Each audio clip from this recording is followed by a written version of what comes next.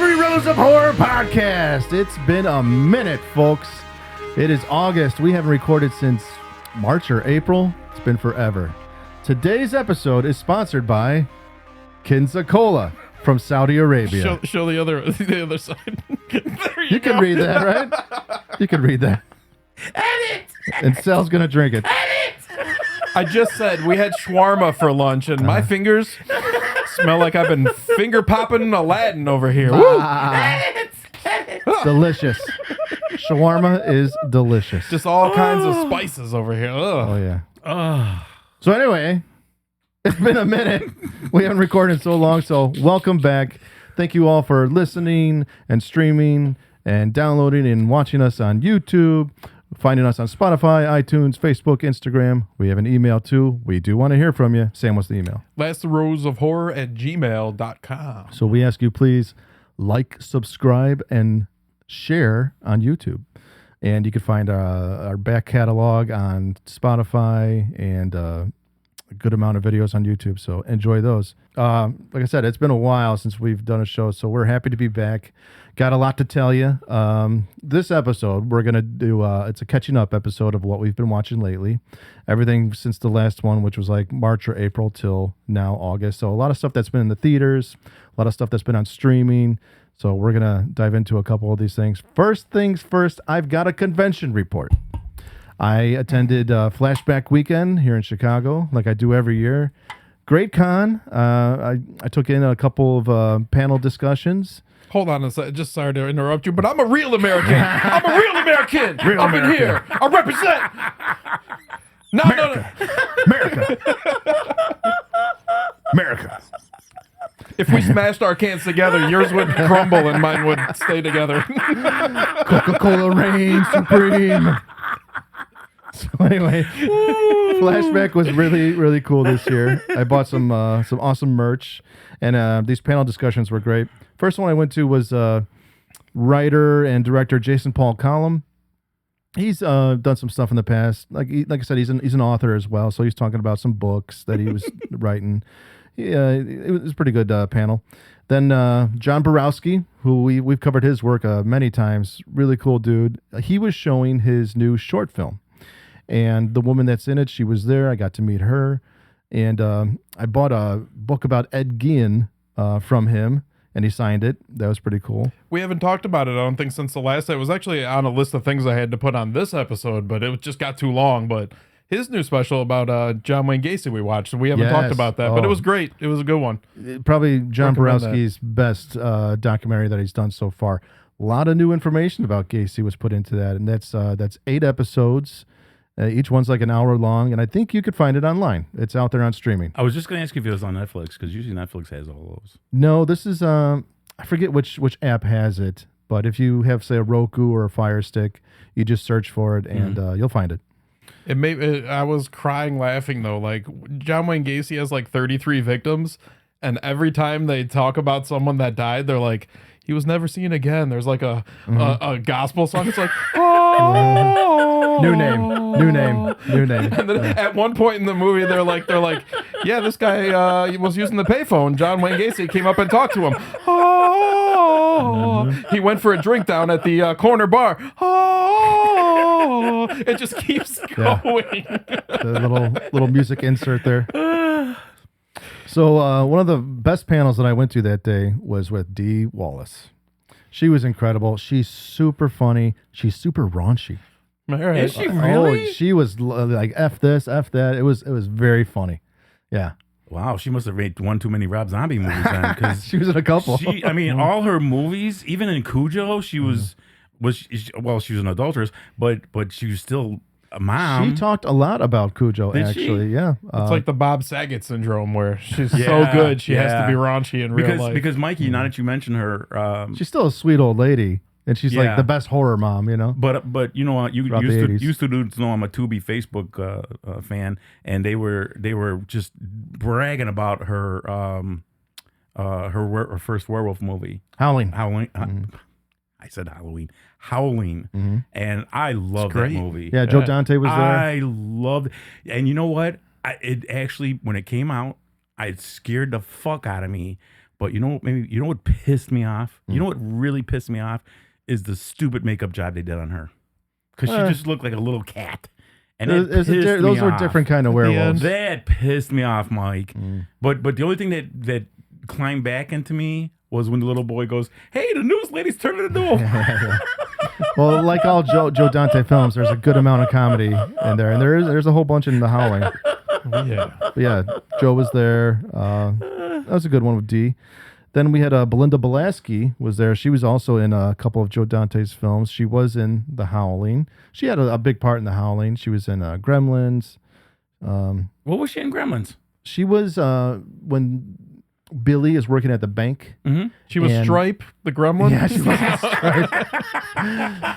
I love Stripe. I love Stripe. No, she came in there like her family was like poor and it was like hard times, and then the mean old lady was like yelling at her. And anyway, Belinda Balaski was there. There was a Hatchet reunion with Adam Green. I would love to meet Adam Green. Danielle Harris. Joel Murray. Kane Hodder. Who's Joel Murray? He was in Hatchet. He's Bill Murray's brother. Kane Hodder and the special effects makeup guy on the film. Forget his name. Bill something maybe. Anyway, good panel. It was about an hour long. Funny. Adam Green, great guy. You know, I like his films and I like his work, but what a crybaby. Really? What was he bitching about? So when he first was promoting Hatchet, he like the very first I think convention he did it at was at Flashback Weekend. This is probably 20 years ago. So I think they were celebrating 20 years of Hatchet, and he was getting kind of choked up and emotional about it, but he's crying on stage, and it's like, okay, yeah, oh yeah. But anyways, had a good time at the convention. Flashback Weekend, go check that out. Every year they put on a great show, and that's a family-run show. It's not like a big corporation or anything. It's just this dude, his wife, his kids. They all work on it together, and they own the Midway Drive-In, which is in I think Dixon, Illinois, or Sterling, Illinois. It's a big outdoor screen, drive-in. So they do horror events out there too. I think every year they might do a couple special screenings. They'll have the vendors sell stuff, and they'll have like some celebrities come and do signings, this and that. But yeah, Flashback Weekend, great stuff. Yeah. So I think a couple of you know, me and Sam, we're making a documentary. I went on a paranormal road trip this year. Went to Wisconsin, Illinois, Indiana, Kentucky, Tennessee. Filmed 15 different locations with Sam's 4K camera. So it looks great. We already recorded the narration. It's all out of focus, but it's fucking 4K, motherfucker. Mikey, shaky are you camera shaky? too. I was just going to say, was it shaky?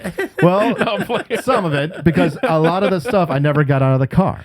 But it's just drive-by filming. But see, run and gun. I thought Sammy's 4K had that stabilizer built into it that you can't shake. You can't have. I mean, I drove kind of slow and just held my arm out tight.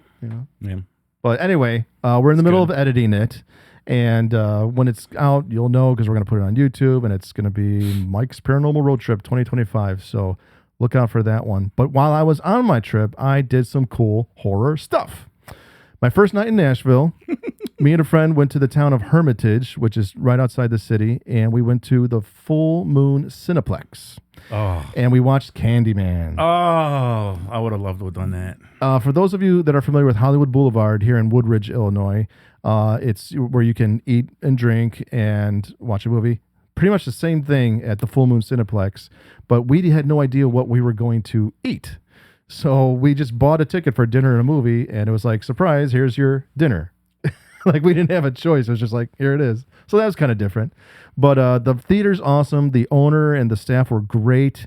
They're very welcoming to us. I gave them stickers, and we talked for a bit. The whole place is decked out with autographs, and they usually show horror movies every weekend, old ones. And there was kids there with their parents watching Candyman, and it was nice to see Candyman on the big screen, man. I would have loved to have seen that. Yeah, awesome film, love it. Would have loved to have so seen that. if you're in Nashville, you want to go see an old horror movie, have a couple drinks and some nice, good food, Full Moon Cineplex. Go check them out. Then I went to Louisville, Kentucky. Went to the Mag Bar. Anyways, Sunday nights every Sunday night at a club called Planet of the Tapes is the Louisville Gore Club podcast. They show movies. They celebrate, horror movies like we do. Sometimes they bring in guests, like people that were in these films. They were showing Jaws. It's the 50th anniversary of Jaws, and the special on tap was Narragansett beer. They drink Narragansett beer in the film. So had a good old time doing that down in Louisville, one of my favorite cities. Definitely recommend it. That's and then you can check them out online too. They've been doing horror talk radio longer than us. That's the Gore Club podcast. Steve Vessel, shout out to you. Great guy. Every Sunday, Planet of the Tapes, Louisville, Kentucky. Go check it out. Planet of the Tapes. Yeah, that's awesome. It's a comedy club. Yeah, Planet of the Tapes. Years ago, I donated a bunch of DVDs to them. You're stupid. Place was awesome.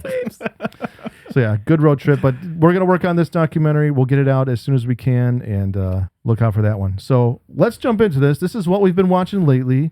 This is us catching up on a lot of things. Like I said, stuff that's been in theaters, stuff that's been streaming, some TV shows we're going to cover. So, Sammy, take us there. It's been a lot of stuff, yeah, but we're mainly going to focus on some of the better stuff, some of the more, I don't know, funny stuff, I guess, maybe. Because the first one, I know Sal's got this is all Sal right here. Of course. Peter Pan's Neverland Nightmare. This is the third part in the Twisted Childhood Nightmares universe, along with Winnie the Pooh, Blood and Honey.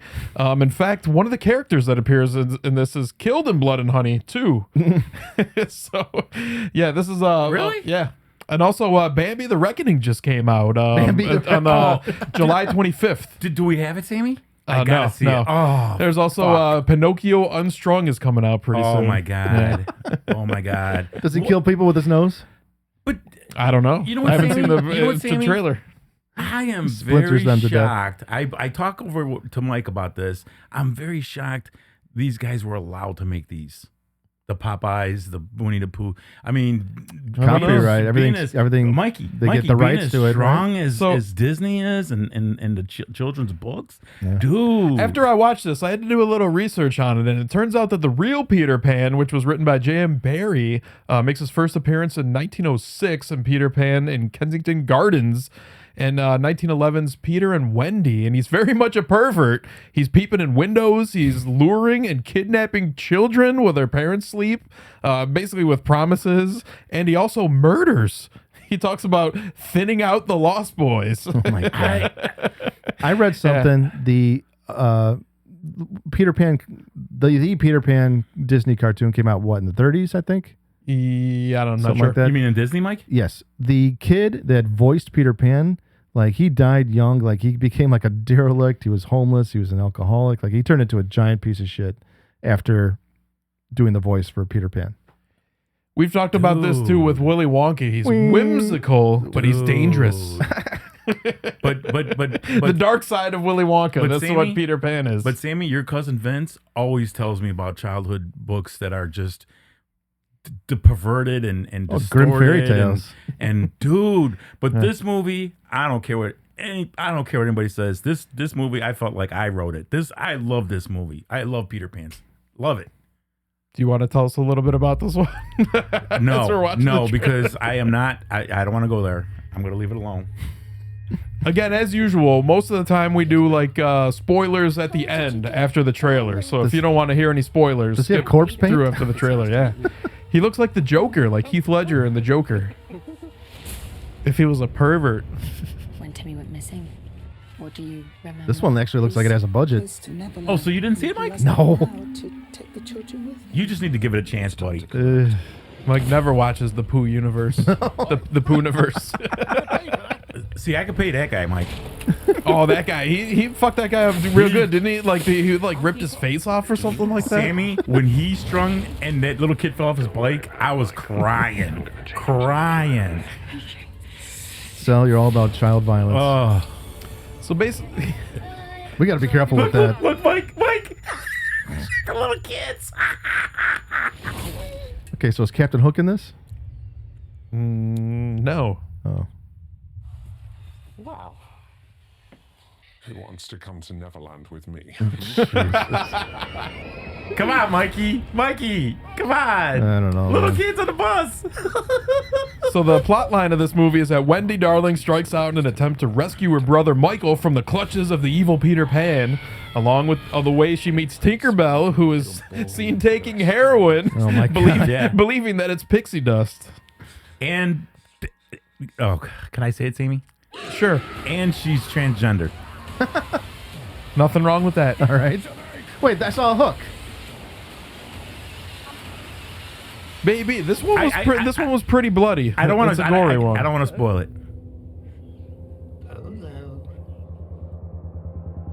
Okay. Hello. Mike, That guy- Just, Mike I just done gotta in a say, bunch we of do not movies. condone violence to children. Mike, come on. You're not No. even a little bit curious about watching this?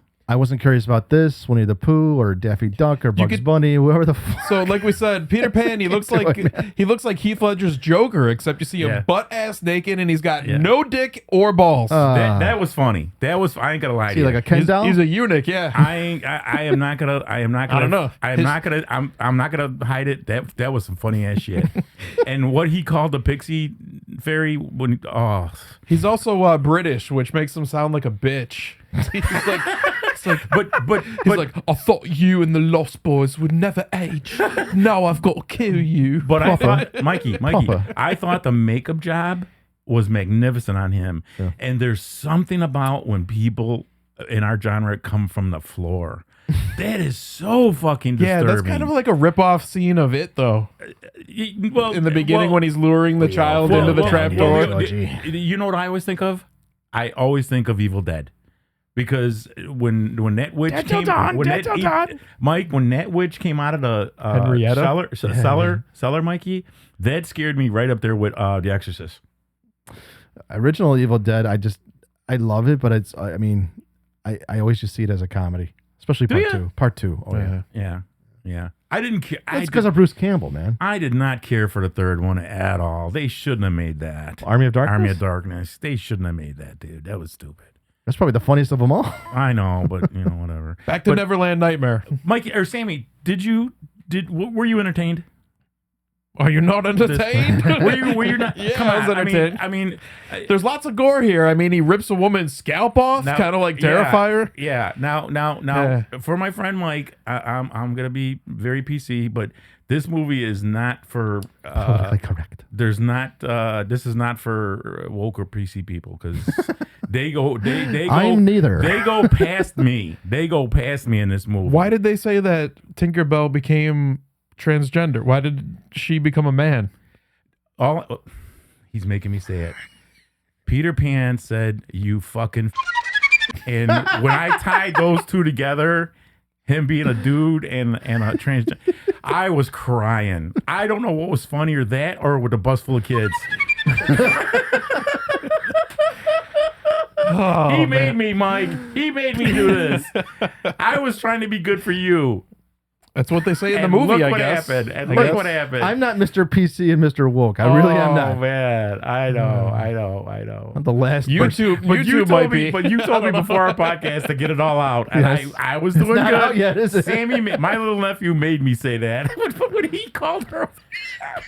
So I don't know. So if you're looking for something to watch, this is something. Yes, It's not anything special. It's That's there. for sure. You know what? It's You a know what? thing. You dudes have your opinion, and I always respected that. But in my opinion, my own opinion, I thought this was a magnificent movie. This was a This magnificent is like movie. the best of the Tubi Yeah. movies right and, here. and Mike, Peter Pan. Tubi has stepped up their game. Mike, Peter Pan was cock strong.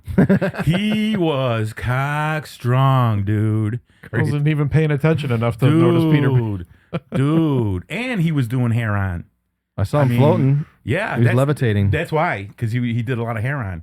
And that he perceived himself as floating. Yep. Okay. So we're starting off goofy there. I know Mike saw this next one. Mike. Yeah. The Rule of Jenny Penn. Oh. Yeah, this came out March 7th. It's written see and this? directed by James Ashcroft. Starring Jeffrey Rush, Did you see this one? Rush and John Lithgow. I did not, but is the guy in the wheelchair, did they push him over something? He gets pushed. He gets like pushed. a bunch of times. A bunch of times. Okay. John Lithgow was just terrifying. Oh this my dude. God. This is John Lithgow's finest performance, in my opinion. Forget about Dexter. Forget about Footloose. Forget about Cliffhanger. I'm talking about The Rule of Jenny Penn, the best acting Lithgow has ever done. He gets pushed. And Jeffrey Rush is pretty great in it too. Yeah, you would love this, man. I've never seen it. You would love this. He is pretty terrifying. They give him white contacts, and he's got like a British accent. John Lithgow? John Lithgow. Yeah, let's take a look at the trailer here. Oh, IFC already. Cockney Queen.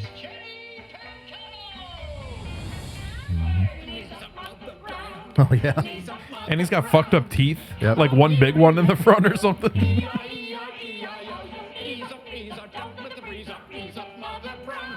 Oh boy. See, what happened is like Jeffrey Rush has had like a stroke. He's a judge, and they like I think he has no family or something like that. So they put him in this this nursing home, and he is just John Lithgow begins to terrify him. Yeah. I mean, he tortures. Yeah. He is the nursing home bully. Yeah, John Lithgow's Oh yeah. he picks on everybody. He's like Everybody. And what he says with the doll. Mikey, that's gonna be me. he's Wait until I tell you what he says. Give them toys to play with like children. he's eating dinner, and he like takes the mushy peas and he like smashes it at the dude's face. What's going to happen is you'll get worse and worse till you can't speak or even lift a finger. Yeah, he carries around this weird doll that he calls Jenny Penn. He slapped her in the head. It's so creepy. My whole life, I've been so bored. The eyes. But time, it seems, has awarded me certain advantages. Be a waste not to honor that, don't you think? What the fuck? He's the menace here. He's been at me from the jump. Where there are no lines, hyenas roar. I wouldn't say this is like a straight up horror movie. No. Thriller. But it's definitely, yeah, thriller with horror elements. Oh god. Jimmy Rules. That's right. We don't stop playing because we get old. We Damn. get old because we stop playing. Hello, Jenny Pin. Yeah. Good night, Jenny Pin.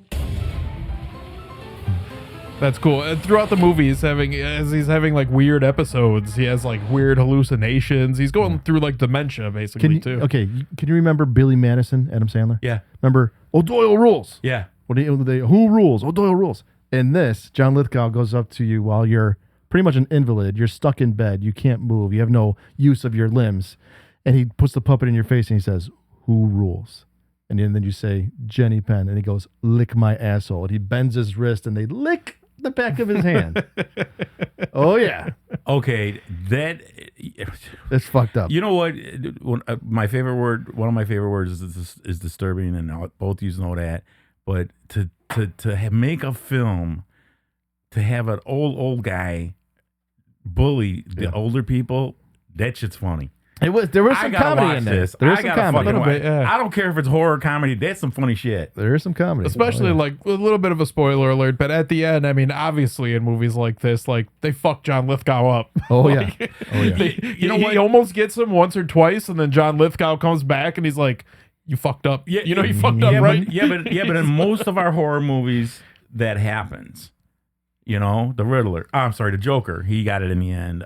Mike Myers got it in the end, but he always comes back somehow. You know, look at Saw. John came back billions of times, but now you're dealing with the old. Oh, yeah. And like Mikey said, they're unable to think or move or scream. Yeah, they're stroke victims. Dude, I mean, Mike, Pretty you're- original. Mike, Yeah, pretty you're at their mercy. Yeah. You're at their mercy. You can't do shit. Well, everybody, like the whole staff is convinced like he belongs there. Like he's sick himself too. He's completely fine. He's just nuts. Oh, he is. Spoiler. Yeah. Oh, but his toofuses, that ain't right. He used to be a like a caretaker there, Yes. didn't he? Yes. He finds like a picture of him. Uh-huh.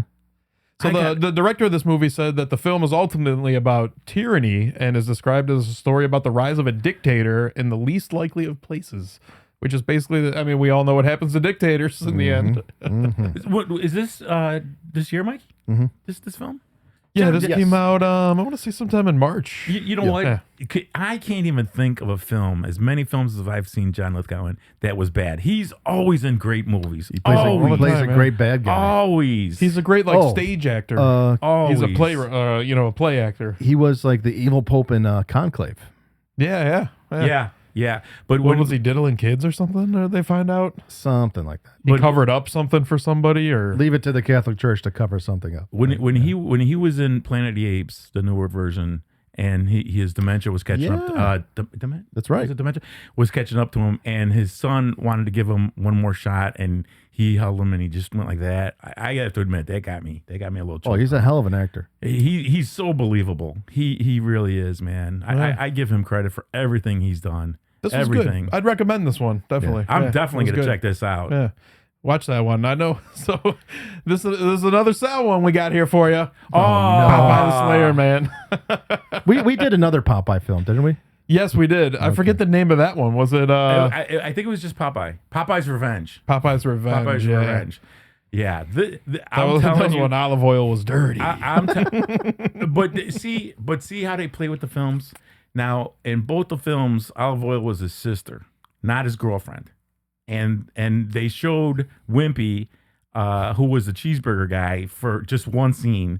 I like when they add little stuff like that, and I didn't care. I didn't care that they changed. This one was pretty bad, though. You know what?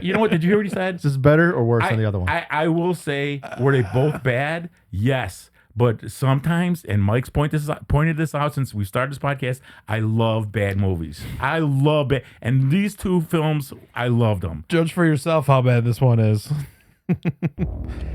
So in this one, a curious group of friends sneak into an abandoned spinach canning factory to investigate the legend of the Sailor Man, who was said to haunt the factory and the docks. You know, this has become a thing, especially on YouTube, people exploring abandoned buildings. But that's always been a thing, Mikey. Aware of the charming. I don't know. They did a prosthetic on the Popeye's face in this one that looks horrible. Sammy. Sailor Man is real. Oh, jeez. It's Jay Leno.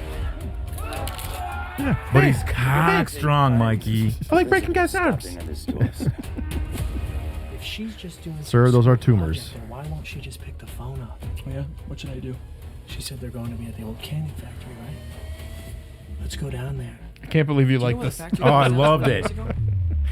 This one, I stopped kind of paying attention to this one. This is a bad one. Looking mask. But the point is, Mike, I didn't care. This one too, they ripped the girl's scalp off. Yeah. Everyone's doing that since Terrifier. Yep. Oh.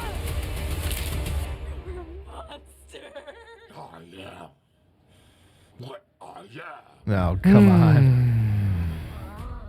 Oh. Now, Anchor Bay, Mikey, is the name of the factory and the spinach. In the original version of the cartoon Popeye, that was the company that made Popeye. Oh. And started the series was Anchor Bay. This one I'm seeing no respect because they did use real practical effects instead of relying on CGI for all the gore. Yeah. Cool. And again, even this image right here, you're like, okay. So this is one of 3 horror films released in 2025 about Popeye that takes advantage of the character entering public domain. But this, Shiver Me Timbers, and Popeye's Revenge. We have yet to see Shiver Me Timbers. I didn't see that. We're 2 out of 3 It's coming out though. I don't know if I didn't look at that. Well, Mike, these films are all in the Winnie Pooh world. Because they start off just like Winnie the Pooh with the cartoon stuff, which Sammy loves. Sammy loves the cartoon stuff. Is it the same company that's putting these movies out? I want to say No, this is a different company. I think than most of them because they're totally taken from Winnie the Pooh's. It's one of those things. It's like public domain, so everybody's doing it now. Boy. Like anybody who makes a movie can just make a Popeye movie. Yeah, but you know what though, Mike? It's just you know what I love? I love when films reach for the sky and go past it. And that's what these films are. They're over the top. Way over. Way If I had a over. couple drinks in me, I think maybe I would sit down and watch this with you.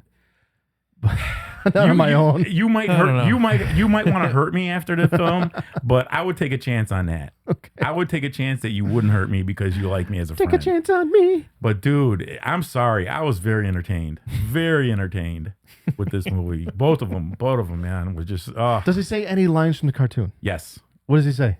I heard "I am what I am."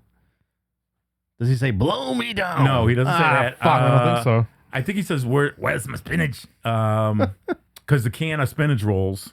Because the first one didn't really make sense because he only came out when the fog came out, which had nothing to do with Popeye. That was but the like a second one, Friday the 13th thing that was they did Friday, or something. But the second one, he was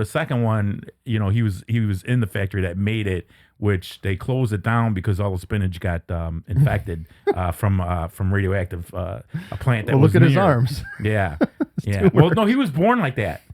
He was born like that with those arms, and that's why the most disturbing part, which I like, because that happened to me, is they threw him in the basement.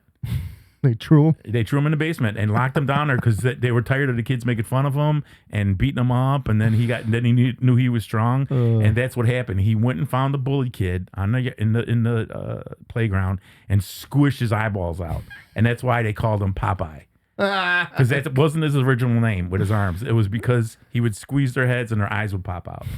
Yeah, that's right. They called him Popeye. Popeye, yeah. I thought that was the worst part of the whole movie. I was like, fuck you. And again, Mike, I didn't care. Because you both. But I did look up on the man who played him. That dude's huge guy, older guy too.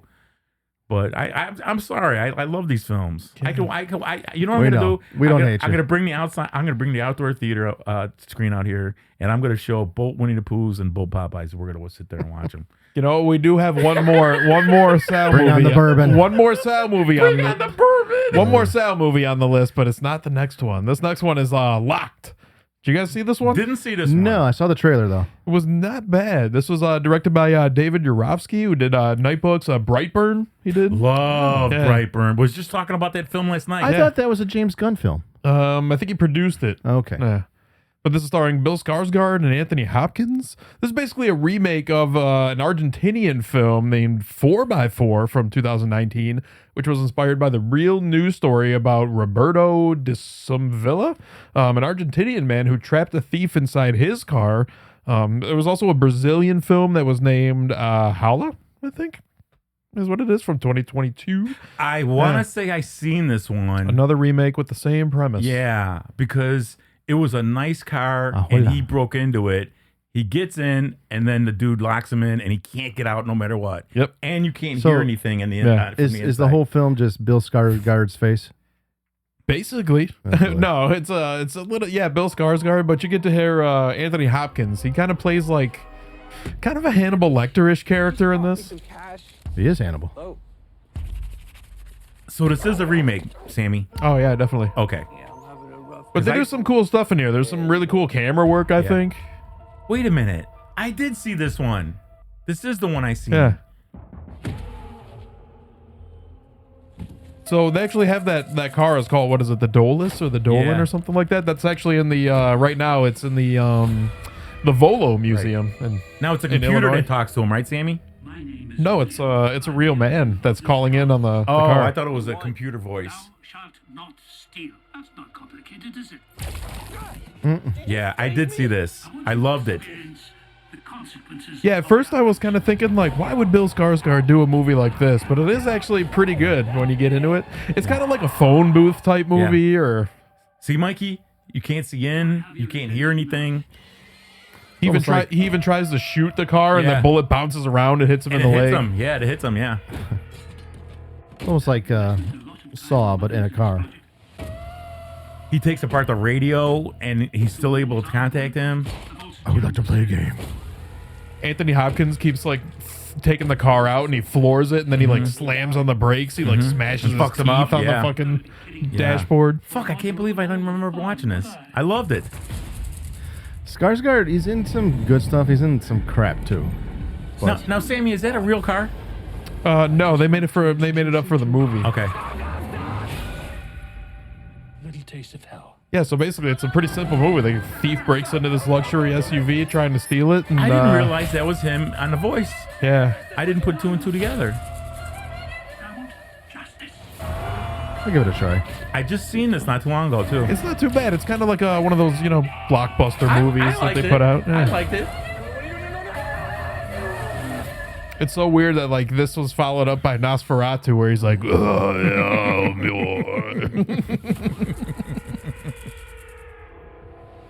he's got range, I guess. Bill Skarsgård. It's just true. Yeah. I hear his name all the time, but I've never really watched many of his films. He was in Barbarian. That and this are the only two films I've seen him in. Is that the only thing he's made so far? No. He's made a lot? It. He was in the It remake. He was Pennywise. This is kind of phone booth. That was him. It's him. Phone booth meets Crow. Christine. Yeah. He's in the Crow remake. That was bad. Yeah. That was a bad Like I was one. saying. Mike, you Bad don't, ones, I'm good not ones. even going to give you a reaction to that. Bad ones and good ones.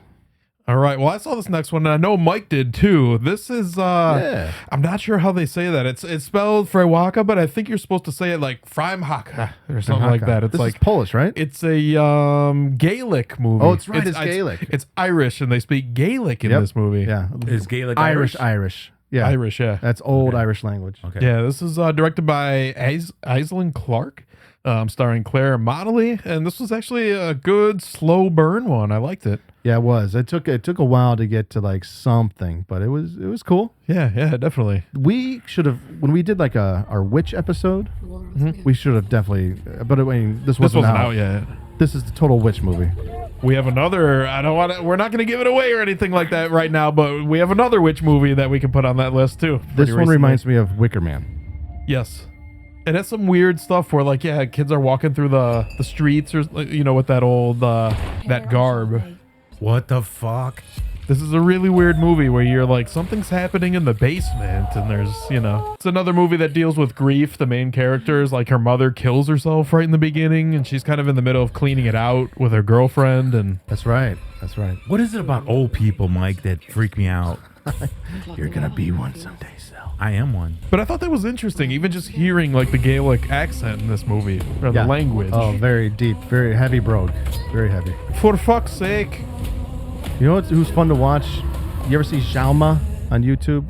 The Jewish kid that learned Chinese. He goes all over, and I don't know. He goes to different places, speaks different languages. He can learn a new language within like 2 weeks. All right. Oh, he's real intelligent? Yeah, and he went to Ireland and he was speaking Gaelic, like old world Gaelic. It was pretty cool. Yeah, so we didn't really describe it much, but basically, like, this lady is like a palliative care nurse, and she goes to help this old lady, and a bunch of weird things happen at the lady's house. It's I'm telling you, man, there's something about old people. Yeah. God, they freak me out. Like, the greatest old people freak out movie I ever seen was The Visit. That movie that movie fucked me up, dude. How about Rosemary's Baby? See, I didn't get anything out of that. I got Those are creepy nothing out of that. creepy old satanists. Yeah, but it didn't show anything. It didn't really. Well, this impress movie, me. there's like a trend in horror lately where you never find out exactly who who this group of people are, if they're a cult, if they're Satanists, if they're Now, do you like in it, league with Sammy? the devil. Do you like a movie with no explanation? Yeah, because you got to figure it out, but you think about it, and you got to make something up for yourself. Yeah, it's your imagination. Which We're going to talk about that in depth a little later. Okay. Yeah. Okay. Yeah, definitely. But yeah, like I said, would you recommend this one, you think? I would. Oh yeah. Even if you're not into foreign films, that is a foreign film.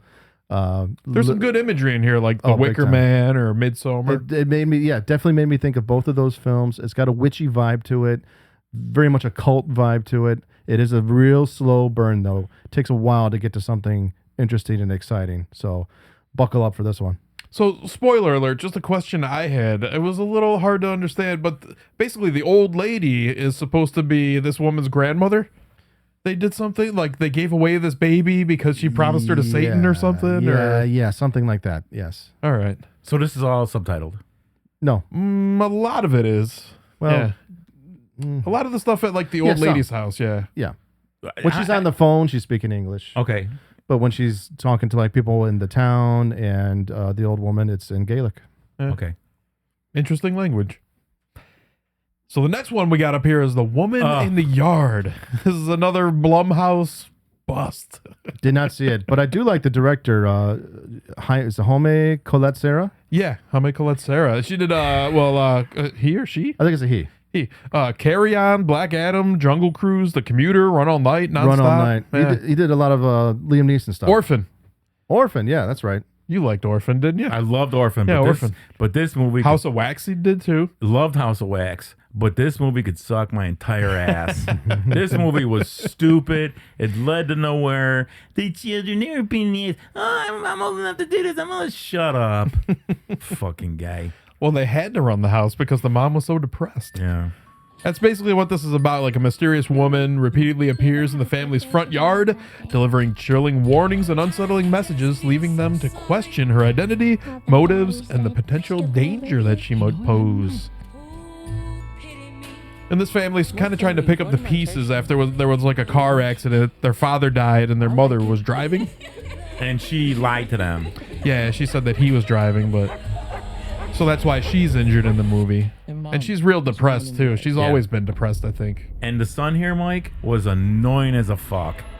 Who is that? You just wanted to slap him. This whole family kind of sucks. Yeah. This whole movie sucked. You know what? There was a couple cool sequences I liked. Like there's a couple part where like the shadow gets in to the house. Yeah. That was cool. Yeah. Can I help you? Okay, so it is ghosty. Yeah. My husband will be back very soon.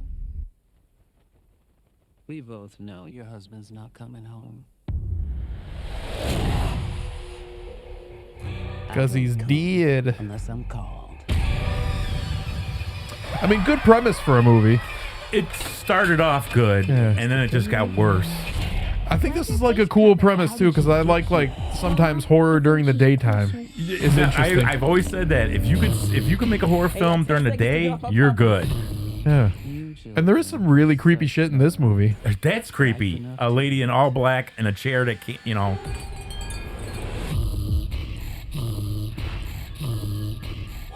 This was one of those movies where, like, I don't know, to be honest with you, I was really trying to like it. There was some good parts, like I said, but then ultimately it kind of lost me. Now, was her shadow that could do everything? That was cool. Like that. You've been praying for me. Let me help you like you asked me to. Stay away from my family. You know, yeah, there was some good cinematography in this, some good camera work. The lady in the chair kept on saying, "You sent for me, you sent for me." That made no sense to me. I think she kept saying, "Today's the day," isn't it?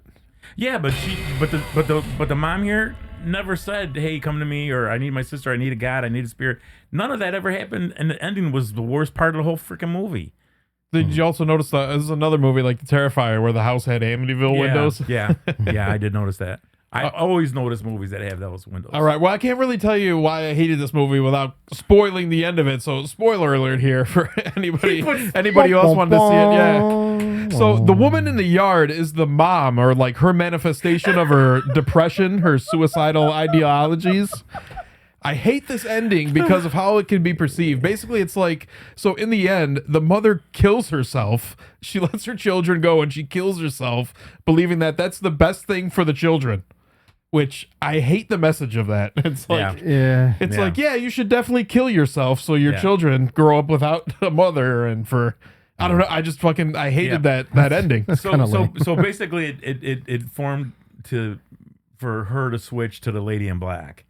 And the whole family ended up coming back together. They were happy. The father came back, blah, blah, blah, blah, blah. And it was just stupid. And then you realize, like, they zoom out on a sign and you realize the sign is backwards and, like, it's in a mirror universe or something that she's having this whole thing go on. Sounds confusing. It is kind of, you know what? It's convoluted and it doesn't need to be. It's not even the confusing or trying to give you an effect. It was just stupid. It didn't have to be done. What's this thing about the dog? Oh, it's the dog dies. I wanted to tell you guys that. Fuck you. Off screen. They don't say what really happened to it, but it's like the woman like buries it in the ground or something. Because the son finds a bit of the chain and he keeps on pulling it and pulling it and pulling it, and which I thought was a great effect. And he's pulling and pulling, and then it just died. I was shocked. I watched the whole fucking thing because I was just praying for something good to happen. Yeah, this really falls apart in the end to me, I think. Oh. But this would have been a good short or something like that if it already wasn't based on a short. Maybe if it made more sense, because that's what this movie was. It was nothing. Yeah, but guarantee you love this piece of shit. God. Screamboat. This is directed by Stephen Lamorte, who also did The Mean One, which also stars the star of this movie, David Howard Thornton. This looks like Mike Myers' Cat in the Hat. Yeah, you know what? I'm like, I think it's cool that David Howard Thornton is getting like roles and stuff, and I'm like, he's kind of getting typecast to this kind of garbage. You know what? Which is a bummer. I got to tell you, Mike. Like Stream. I was very disappointed in him taking this role. He just does the same shit in every movie now, where it's like, yeah. I mean, and you know what? And you know He's what, a Mike? mime. And you know what? It wasn't even that. It was so stupid because half the effects were probably some dude with a little doll because he was little. He wasn't a man or a giant mouse. He was a little mouse who had cock strong strength. he was like, the size of a rat. Yeah, and even David Howard just I almost hated him for making this movie. That's how bad it was. It was a bad one. It was bad. It was so bad I couldn't even like it. So on the last ferry of the night in New York, passengers and crews are hunted by a merciless rat. Oh, and what shit. should have been a peaceful crossing turns into a bloody massacre. Was that Jarlath Conroy? Day of Maybe. the Dead. Remember Day of the Dead? Yeah. Who's the guy that kept hitting the flask? See, Mike? He's little. That's gonna make one fucked up cartoon someday. But this one was bad. Like, the kills were bad in it. There was no, Yeah. like, really good gore. Everything is not A dude gets his dick chopped off while he's getting a blowjob, though, Yeah, which is but- pretty impressive. But what really pissed me off is the mouse wasn't even scary looking or disturbing like the Terrifier. Maybe it wants some cheese. See the lines? Maybe it wants some cheese. Stop. Our world is fucked. It was horrible. It's the happiest place on earth. This was terrible. See, they wanted you to believe it was Mickey Mouse from That's, Steamboat. Comedian Joe DeRosa, though. Oh, he's a horror guy. He's a big horror guy, yeah. He's got a new special that just came out Yeah. that's really funny called See, Mike? I Never Promised You a Rose Garden. I watched it. Yeah. See, Mike, they gave him Mickey Mouse's pants and his shoes, and instead of Steamboat, they call it Screamboat. And that's the only reason why I liked it is to give it to my sister-in-law because she's like huge Mickey, probably the biggest Mickey Mouse fan in the world, which I can't stand because she's, oh God, everything's Mickey Well, Mouse. as our listeners know, we are gluttons for punishment, so we'll watch the crap for you and warn you Yeah. not to watch this. And You Big- know what you're getting into with this one. This is Yeah, pure and- trash and gore. And Big Sal, the gorilla, says do not even attempt to watch this piece of shit fucking movie. And this Screamboat Willie is the result of an experiment. How about Gorilla Godzilla? Oh, hello. Gorillazilla. Sorry. Best You and- could still call it Godzilla because that's Godzilla. Best Hold and up. worst one-liner in the end before they blow him up. They say, "Hey Willie, say cheese." I forgot about that, Sammy. Mike, boy. you would probably hit someone even if Sammy and I said, "Mike, watch us with us," you would hit us at the end. You would literally beat the shit out of us. And like it too. You would like beating the shit out of us. That's how bad this movie was. You couldn't pay me to watch this, man. Dude. It was a bad one. It was just. I was so disappointed in David Thornton. I really was. I wanted to find him and kick his ass. Well, he was at the con. You missed him. I would have taken his little hat, his little horn, and hit him right in the dick. That's how pissed off I was with this movie. So yeah, go watch Screamboat. Terrifier if you want to instead. Yeah. So this next one I know we all saw, 825 Forest Road. Oh, yeah. Yeah. Yeah, this is directed by Stephen Cognetti, who did Yes. all the Hell House LLC films. I like those movies. You know what, bad. Mike? You and I They're not talked. bad. You had mentioned that before with the clown. but I never really watched the whole series, or at least one. The whole thing. Some I are don't- better than others. A lot of the sequels are just okay. The original Hell House LLC, pretty fucking How cool. many were there? There's now 5. 5? Yeah. Wow. Yeah. Oh, But he made this one this year or last year. This is cool. A lot of his stuff, like I just say the first I like the way his stuff looks. Like his cinematography is very good. The very first Hell House was almost like found footage, security camera footage, but it wasn't like shaky camera. This isn't either, but this is a great haunted house movie. Not bad. Let's check out the trailer. So the plot of this movie is after a family tragedy, Chuck Wilson hopes to start a new life in Ashland Falls with his wife Maria and his little sister Isabel, but he quickly discovers that the town has a dark secret. Basically, this is told in like 3 or 4 chapters. It's his point of view, then it's like the wife, and then the sister. Mm-hmm. And they kind of interlap the story a little bit. Kind of a little bit like Weapons. Yeah.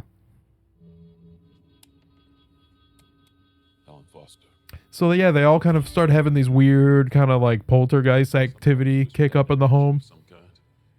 I knew right away the Asian guy knew something. The Asian guy always knows something. Damn. They are wise. Confucius say. That was a creepy doll too. Yeah. And it kept moving around the house. Moving around, yeah. She would say to the husband, "Did you move her?" No. This was filmed in Pennsylvania. That's the thing about Cognetti's films. He has the drone camera footage over like a town. These towns look incredible. They're beautiful with the trees. They look very old, Mike. Yeah, but they look beautiful. Yeah. Though. Especially like the fall colors and the trees. Yeah. I love shit like that. That's an exact. That's what they look like. Fall. Yeah. A pretty October small town. I love a good fall movie. Yeah. You know what though? Fall's my favorite time of the year. I didn't care for this film. Too. I didn't really care for it. You know, there was some creepy parts to it, especially the way like the ghost presents itself to the family. The movement of the doll, I see that always freaks me out. Always, and it was a Madigan, so it was life size. That freaked me out, man. Yeah, that was creepy. Like when it just appeared outside. Yeah, because she kept on yelling at her husband, "Who moved my?" Because she was a dressmaker. Mm-hmm. And there was a fun sequence where she's on Zoom like telling people about her crafts and oh, that's right. The thing kept moving. Yeah, the mannequin keeps moving around. It was creepy. But Mike, I gotta tell you and Sammy, I could never live with that. I mean, if you dudes bought a life size doll like her, I could never have her in my house. So it's basically the mannequin, or not the mannequin, the spirit of this woman is making the people of this town kill themselves, right? When they try and learn about her. Mm-hmm. Yeah, I think so. And that's what the Asian dude, he was trying not to warn them, but he was trying to warn them, if that makes sense. Yeah, he kept trying to, I was like, just fucking come out with it already. It was like you wanted to slap him in the back of the head, you know? I don't know. So would you recommend this one? You say? Absolutely. Watch it. Everything that the filmmaker Stephen Cognetti's done. Yeah. I really enjoy his work. Okay. I mean, his stuff, I just watched the new Hell House LLC. Well, not Origins. What's the new one called? Lineage. I'm sure we'll talk about it. He's, it's independent film. He's got it in theaters playing nationally. Congrats to that guy, man. Kudos to him. All right. So, yeah, I'd say take a look at it. The only reason why I even bothered with this film is because it was a Shudder. Because Shudder's usually is 89 to 90% good for me. Correct. It's another one. You watch the trailer, you know what you're getting into, basically. Yeah. All right. So the next one I have on here is Drop. Do you guys see this? No, not yet. Not bad. This came out in April. So that's a pretty short movie, an hour 30 minutes or so, hour 35.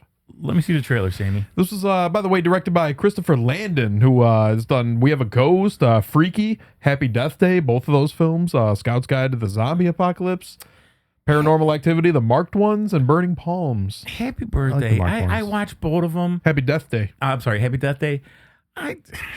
He was also about to direct the new Scream 7 movie, but there was something happened behind the scenes and he's not directing. Kevin Williamson is directing the new one, actually. You know what, Sammy? I got to say, if they didn't have comedy in Happy Death Day, I would have liked it a lot more. Oh, I thought it was great with the comedy. I just did not like the comedy in it. I see that Brandon Sklenar is in this. Yes. He was fantastic on 1923. Yeah. Great show. Yeah. Seen that before. Check out did you see this? So? Yes. This is supposed to be shot in Chicago, by the way, but it is totally not Chicago when you see what they did with the city. Yeah. I don't think I should go. I think it was Australia or maybe I don't know where they shot it. They use Toronto a lot because it looks like Chicago, New York. Well, they say Toronto too is cheap to work for. Canada. Wise, yeah. Yeah, I'm sorry, Canada. Canada. Yeah. So yeah, basically like this widowed mother, she's going on her first date in years, and she's kind of starts. It's like another phone booth type thing. She starts getting these text messages like, "We want you to kill your dinner date, or else we're gonna kill your son and your sister who's home." It's a second date thing. She should have just turned her phone off. She's definitely hot. You know what? This is one of those movies I think like it's good if you just like suspend all belief. Like there's so many parts where you're like, that could never happen or that would never happen, but you just like have fun with it, you know? That's weird. I mean, who do you think it is? Oh, I don't know. See, it made me think it was him. We can figure this out. I almost kind of thought that. Yeah, they lead you to believe it's him. It did, yeah. Right away. Oh, it's someone in the restaurant. Not that it's not him. Yeah, I didn't say that.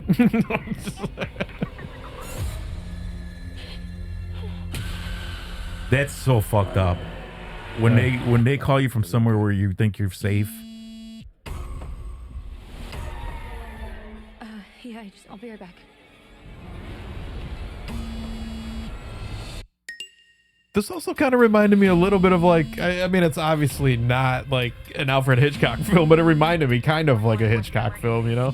What made you think that, Just Sammy? I don't know, just the way these like twists and turns come about, or Please. What do you want from me? in the end, it kind of ends up being its run-of-the-mill thriller, you know, like how it. I can't. But there even is a cool fight scene at the end, like the windows explode out of this restaurant here. I'll kill you if you hurt my son. See, that's not right, Sammy. Messing with the kids. children, yeah. Him. Why does he We do not condone violence to children.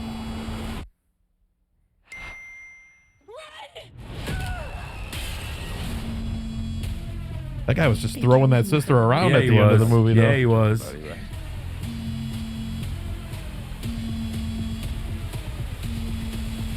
So, how's this date going?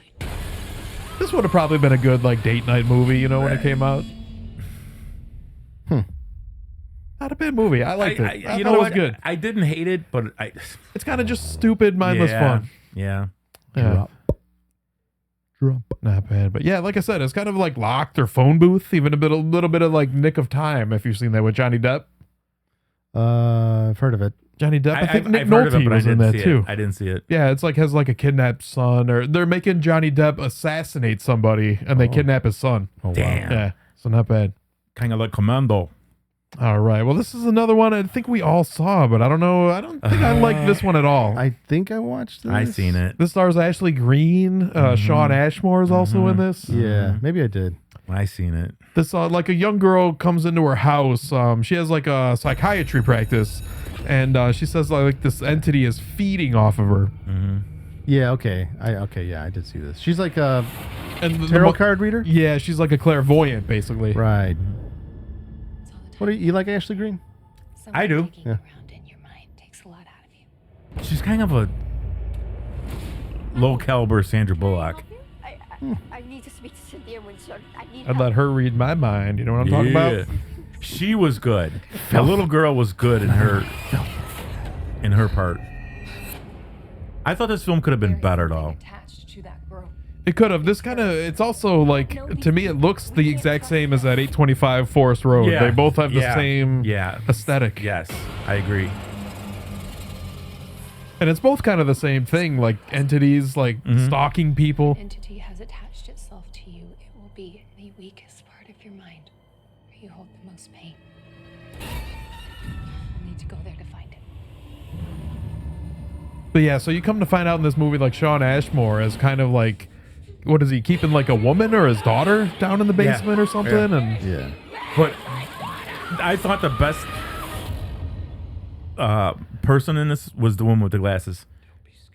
I think she made the film. I'm sorry, she helped it. It might have been like 2 months since I saw this movie. Yeah. It was Yeah. not- I don't remember too much. I don't Oh, remember Julian much either. Richings is in it too. You know what? When I seen it, when I was watching it, it kept my interest, but then it lost it. Yeah. Then it kept my interest, then it lost it. I feel the same way. You know, So this Looks is like another one. Skeletor up there. because right Yeah. away I knew the chick with the glasses was the key, not the key, the hero. I felt that she was the hero of the film. I don't even remember because she helped her with all this shit and blah blah blah blah blah, and it was. I don't think you'd like it, Mike. I did watch it. Oh, you did watch it? Did you like it? I don't remember that much. See, there you go. If you don't remember it, then. Damn. Well, since it's been such a long time since we did this, we have a bunch of movies that I'm sure everybody's been talking about, but Sinners is the next movie on here. I loved it. This came out. I can't believe you're the only one I think who didn't like it out of everybody.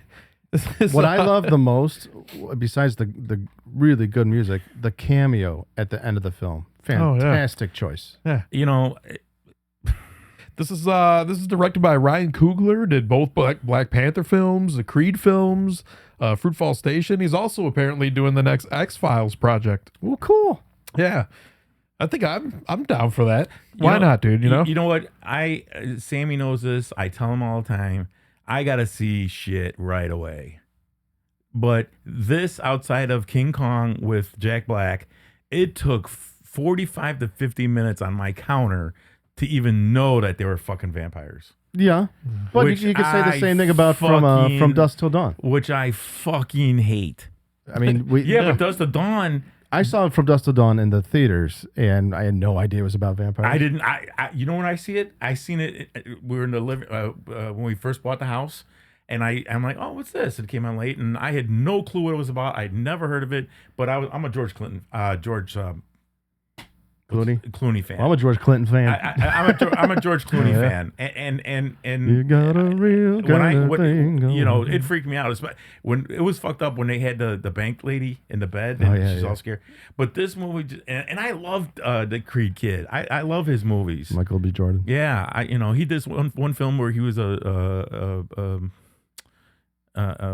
was like an army guy with special talents and all that and blah blah blah. But this, I don't know. This is starring Michael B. Jordan, Miles Catton, Jack O'Connell, Haley Steinfeld, and Delroy Lindo, who I recently found out British dude. Did you know that? I didn't know he was British. I thought he was. I think he grew Jamaican. up. Really? He grew up in Britain. He might be Jamaican, by blood or.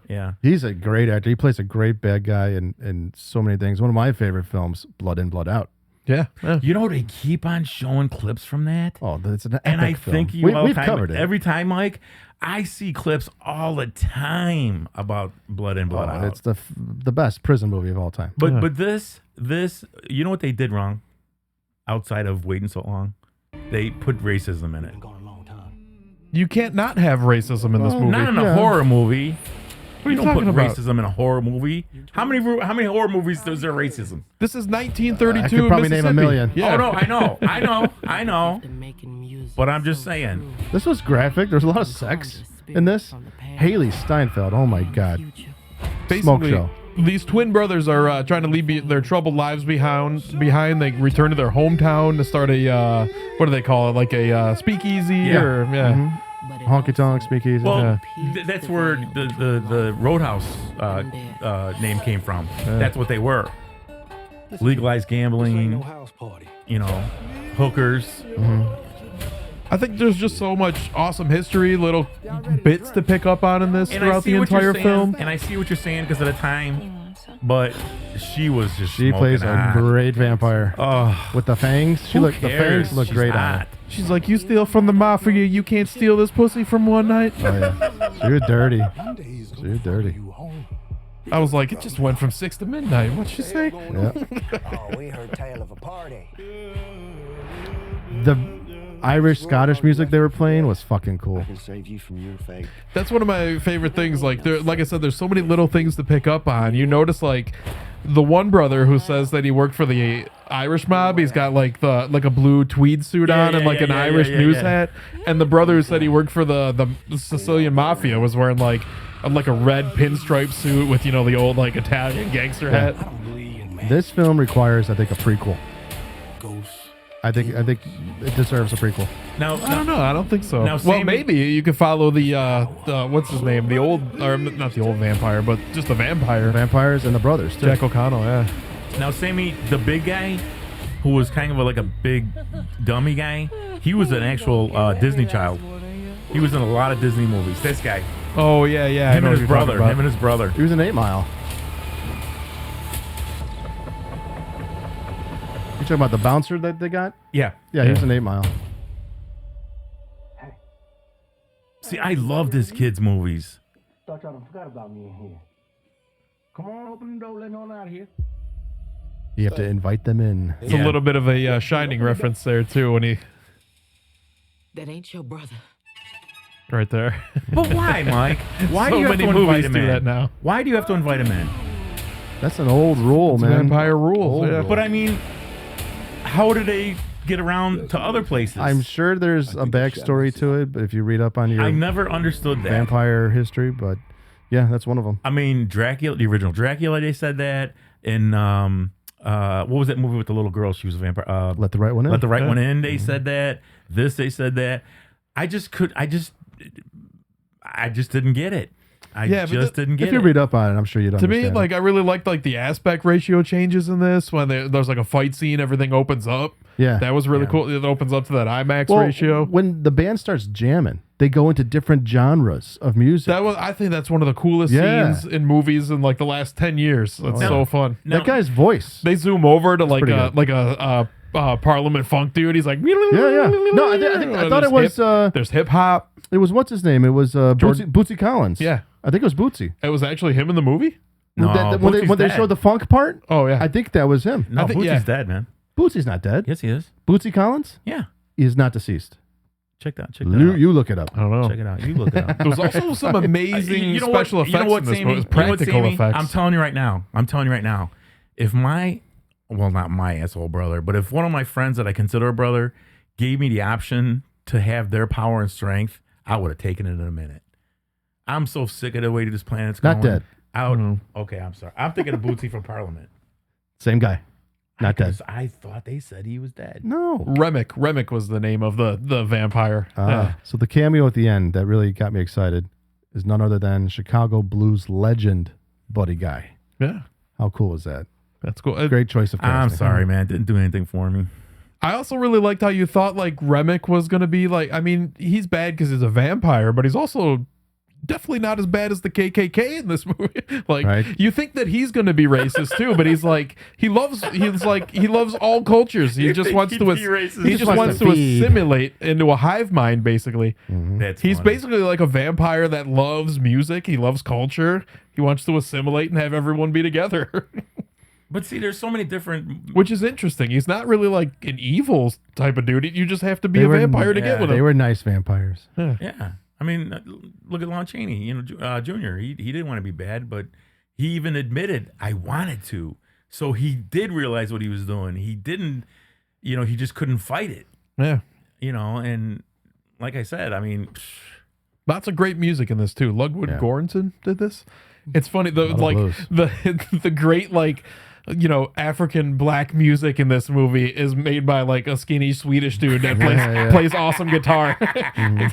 There's a great post-credit scene of the main kid that was in it, and he's doing This Little Light of Mine.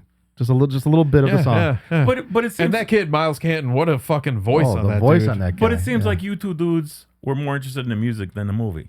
I say both for me. The movie was fucking awesome. I just said it had great cinematography. It had great. Every little bit too was awesome. Like when they follow the Chinese woman who's able to like transverse both worlds. Yeah, She goes. right. She walks from like the black side to the white side and back she- versa. Because she's the one that made the signs and everything, right? Yeah. Yeah. I'm sorry, dudes. I'm just. My one of my big faults is I have no patience. So I want to see shit right away. There's little things like you said, Sam, that makes me enjoy the film even more. The music was it for me. Yeah, same here. And I get that. Love music with films, but it just took too long before I seen anything I liked. And like I said, I love this kid. He's a great actor. So the next one we have up here, this has been talked about a lot too. The Ugly Stepsister. Did either of you see this one? You know what? No. I knew you and I talked about Norwegian, it. I don't know if I. This came out of Norway. Yeah, it's directed by Emily Blichtfeldt in her directorial debut. I felt like this was like influenced a lot by Lars von Trier, and I was surprised when the director confirmed that in the latest issue of Fangoria that basically she worked with Lars von Trier's whole costumer and practical effects team. Was this a comedy? No. then I Not a didn't comedy. see it. I thought I know you told me to watch it. Also, the woman in this goes to Sophie von Cronenberg's finishing school for girls. This is a body horror, by the way. Oh. Yeah, so this follows Elvira as she battles against her gorgeous stepsister in a realm where beauty reigns supreme. This is basically the, what is it, Alice in Wonderland? Or no, no, not Alice in Wonderland. Sleeping Beauty. No, Cinderella. What the hell's wrong Okay, with me? no, I didn't see it then. Yeah, so basically, like, this girl resorts to, like, extreme measures of plastic surgery and tapeworms to captivate the prince amidst the ruthless competition for physical affection. Basically, like, in a couple of weeks or something like that, all these different women are going to be competing for the prince's affection. They did this back then? Well, in this movie, they did this. Yeah, so she, like, breaks her nose because her nose is fucked up. I didn't know they did that. She's, like, overweight. sedatives. Yeah, she's overweight, What'd so you say, they give her a tapeworm. No sedatives, nothing for pain. No anesthesia. Oh, dude, see? Yeah, a couple of this parts in this really made me cringe. Like I said, she has her nose broken, her eyelashes sewn on. She gives herself a tapeworm that fucks up her stomach and makes it growl. Like, it's almost like a character in itself, the tapeworm, throughout the movie. In fact, like, the director has said this was, like, she coined her own term for this in, like, movies like The Substance, which she calls beauty horror. Can you get rid of a tapeworm, Sammy? Sure. I think you just got to shit it out. Okay, that's not right. In this movie, at the end, little spoiler coming up, but yeah, she pulls this fucking, like, it's like 20 feet long that she pulls out of her by the end of the movie. But I gotta know, what did she do to her foot? They show it in there. She chops off her toes so that her feet will fit in the slipper at the ball. But I heard if you lose any, That's actually a big sell. Everybody knows that, so it's not really a spoiler. It was in the trailer, but yeah, that's what everybody's talking about. In this now I movie. heard you could lose toes, but if you lose your big toe, you're not going to be able to balance yourself. Incorrect. Really? I know from experience. I'm just dude. saying I heard that. I didn't say it was for sure, Mr. Encyclopedia. You know what happened to mine. I know, but I'm just saying. That's what I I could heard. walk just I fine. heard that if you lose your big toe, you're going to be totally off balance. Myth. All right. He said it's a myth. Wrong. He said it's a myth. Wrong. It's a myth. I'm not wrong. I just didn't know that. I'm just telling you that's what I heard. It's a myth. We have determined it was false. Fact or fiction? I feel you. False. Yeah. So yeah, this is actually a pretty good movie. Like I said, a good cinematography. I'll check it out. Yeah, there was some fun I'll check music it out. inside of it. Dude, putting a tapeworm in your stomach. Dude, chopping off your toes. Yeah. I didn't fucking know that. Oh, dude. You got to be in the right mood for a good body horror film. Otherwise, you're going to be cringing the whole time. This one is good. I think that, like, honestly, this one could maybe win some awards during award season. Not I even think it's a good one. Not even cracking a nose would turn my stomach, but the fucking the fuck with your eyes like that and fuck Kind of unrelated. Did we ever review Cronenberg's last film? The Shrouds? No, there's one before that with Vigo. Oh yeah, we talked about that. That one, I couldn't even. I couldn't even make it through like the first half hour. It was so gross. I don't recall the name, but he's doing. They've all got body modifications and shit. Yeah, he's like pulling his guts out. Yeah, that almost. He's sounds like got gills on the side of his body or something like that. It's so weird. It's so weird. It's Cronenberg, so it's Yeah. very weird. So the next one I've got on here is Until Dawn. This is directed by David F. Sandberg, who also did Lights Out, Annabelle Creation, both Shazam movies. Oh God, yeah. This one was cool. I really liked it. I really liked it. Yeah, it's starring Ella Rubin, Michael Cimino, Odessa Azan, who was in the new Hellraiser movie, and Peter Stormare. Chomino? Yeah, Peter Stormare. Yeah. That guy's great. Not bad at all. Yeah, I really like this one. This is like, it has a little bit of everything in it. It's like kind of like, it's a Groundhog Day movie. Yes. Where things keep resetting. Kind of like Happy Death Day, but it's like every one is kind of a little bit different horror genre. Like there's zombies, there's infections, there's witches, there's... Lights Out was cool. And I never actually... Oh, I did see this. This is based on, like, I think this is a graphic novel that was also a horror video game. Really? Because I never played it before. Oh, yeah. Because That's right. it doesn't. You could die a bunch of times. Yeah. You could Well, die- only and- like 13, I think, is the maximum. Yeah. Oh, shit. The chick with the curly hair, I thought she was smoking hot. So yeah, like all these friends Smoking are hot. trapped in a time loop where Yeah. they just keep getting like chased Yeah. and killed in gruesome ways. But I like the rain that stops at a certain point, Sammy. Yeah, That was awesome. they have to survive until dawn to escape this. She is attractive. Oh, but- the Asian chick? But the nose Very ring. attractive. The nose ring throws me off. That dude was cock strong too. You couldn't hurt him though for the life of you. Just happened. We all got fucking murdered. And now Fucking murdered. Fuck, bro. Dude, man, I bruh. remember that happening last time.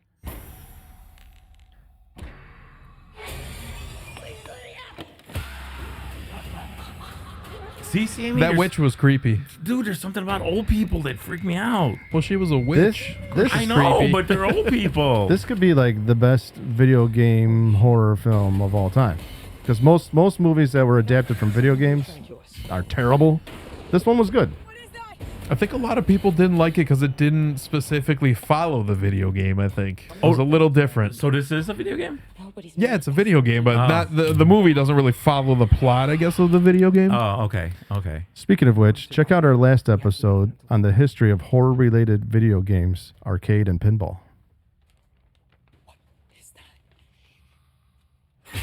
Yeah, that fucked I me think up. one of my favorite That fucked scenes me in up, this dude. in this movie though is when they're all like they drink this water and they start Yeah. exploding. Yeah.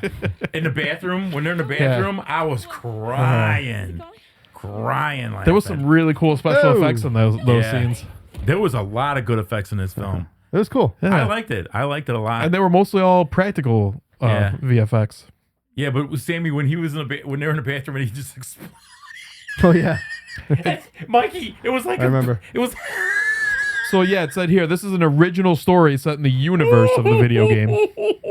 Yeah. He did. She because wasn't she in the bathtub and she just exploded? yeah.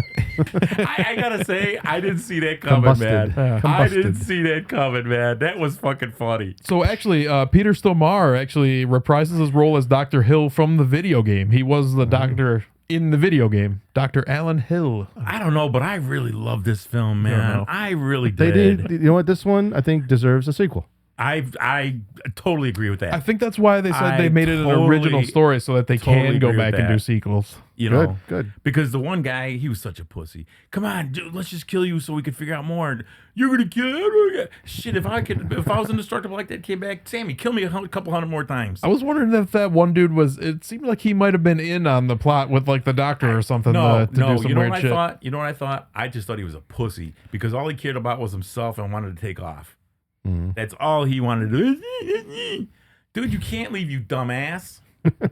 Mike, spear me to the head. Then I wake up, hey, Mike, that hurt. You know, I'd say some stupid shit like Oh, it that hurt. to Mikey. Mikey, give me your shirt. Remember little Nicky? He's like, quick, do me. And they shove his head into the bathtub. He goes, still alive. That hurt though.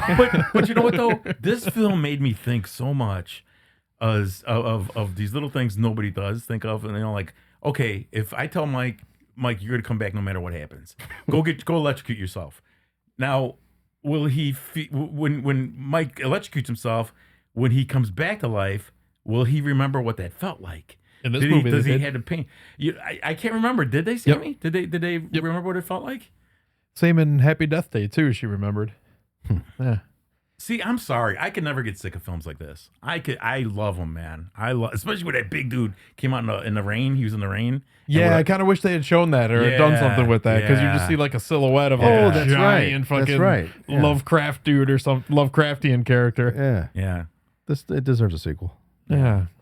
Well, what I don't think does is Rosario. Did you guys see this? Did not. This stars Emerald Tubia, Ben Victor, Paul Ben Victor, who I think you'll recognize when you see this, and David Desmalchian has a top billing in this, even though he's only in it for maybe about 5 minutes. You know what, dude? total? Mike? You know what, Mike? I'm sorry. I gotta apologize to you. I'm getting my memory's getting horrible because through the last 3 films this kid pulled up, I didn't recognize the title, but as soon as he played the trailer, I remember watching it. So shut the fuck up and watch the trailer. No, I'm just saying. This is this girl named Rosario spends the night with her grandmother's body after she passes away. She's basically the emergency contact She's waiting for like an ambulance to come or The like the little girl coroners to is? come take her away. No, the did you see this? No. This woman right here. Ooh, hello. Yeah.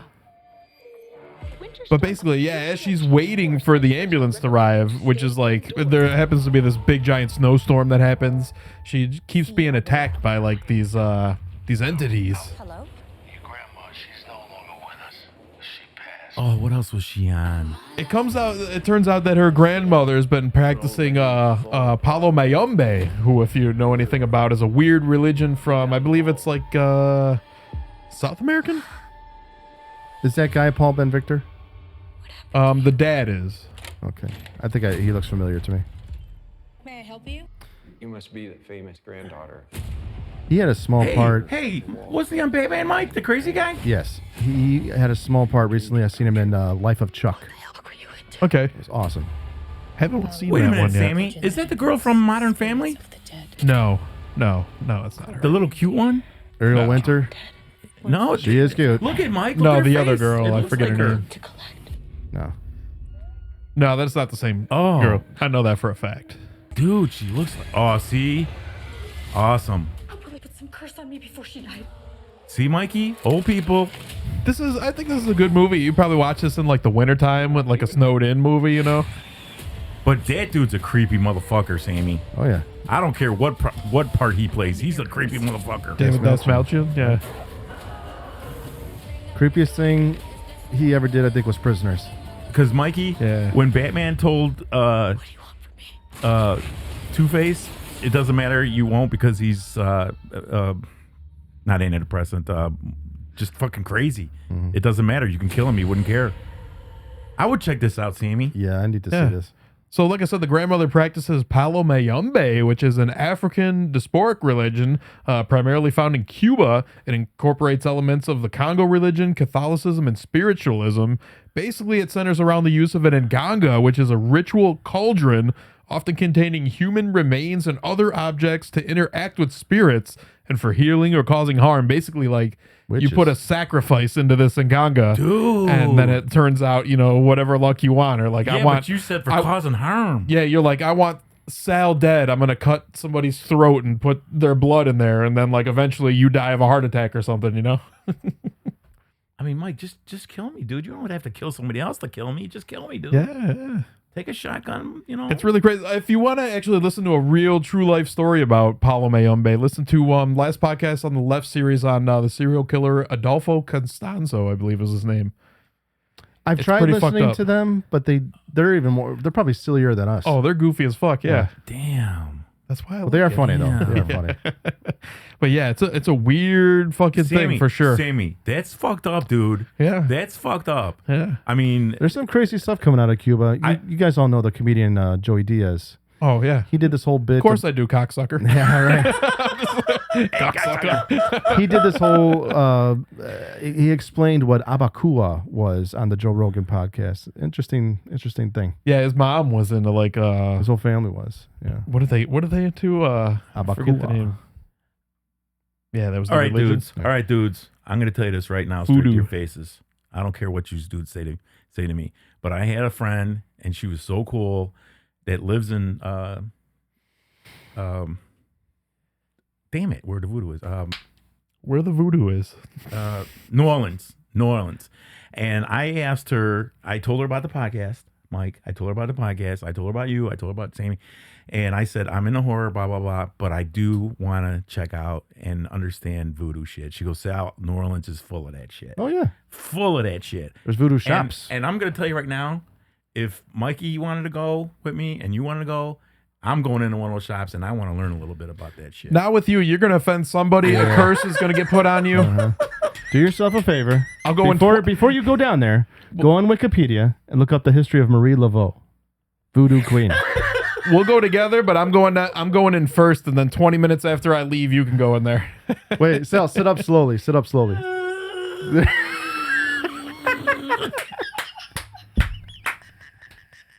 He's like the Undertaker. I love the way Sammy said that. No, you would go. Wait, do it again. Do it again. He's gonna wind up as a shrunken head. Do it again. Mikey, Mikey, I come out, my head is this big. And I look at you like this, Mike. Look, like on Beetlejuice. A shrunken head and Beetlejuice. Look up Marie Laveau. Oh my God. All right. Well, the next one is Clown in a Cornfield. This was I kind of did like this one. It was fun. Did not see it. This is directed by Eli Craig, who also did Little Evil, Zombieland, Tucker and Dale versus Evil. Oh, love that. I love Little Evil. Love Little Evil. This is starring Katie Douglas, Aaron Abrahams, also Kevin Durand and Will Sasso was in this one. Like Kevin Durand. This one is based on a novel, Clown in a Cornfield by Adam Sassari. I think is how you say his name. Will Sasso's funny. Yeah. Does a great imitation of Jesse Ventura. Does he? Oh, yeah. Spot on. But yeah, basically this girl and her dad moved to this small town where they have like they used to have this this whole like clown empire. I forget what the name of the clown empire was, but like they did a bunch of shit, and I think like corn syrup and stuff like that they used to make or something. But yeah, there was like a massacre at the factory or something, and it was all shut down. So yeah, she meets all these like local shitheads, you know, and they all start having fun. Local shitheads. Mikey, a shithead. I know a couple local shitheads. Mikey, what's a shithead? We all grew up with local shitheads. So you kind of find out about, it's not really a spoiler, but you find out about halfway through this movie that there is like not one clown, but it's like the whole town is the clowns that are trying to kill these kids. Why do they always want to kill teenagers, Sammy? Because they deserve it. There are some pretty cool, like, fun scenes in this one. Like, I'll check this out. Friendo. That's like a really cool scene when they're in the cornfield and they're like, Does the clown talk at all? They kind of talk to each other every once in a while, you know. When did it say May 9th? I think it came out May 9th, Yeah, it did have a theatrical run. Yeah. This is pretty, you didn't see this one? No. Neither of you? No. I didn't Not see bad, it. yeah. I'd like to see it, though. It's another one of those movies. It's a fun watch. Like, if you're just chilling, you know, Is it like on watching Plex? something. Yeah. Okay, I'm going to watch it tonight then. Yeah. Clown in the Cornfield. Okay. Clown in a Cornfield. Not a bad one. Kevin Durand is good in it, too.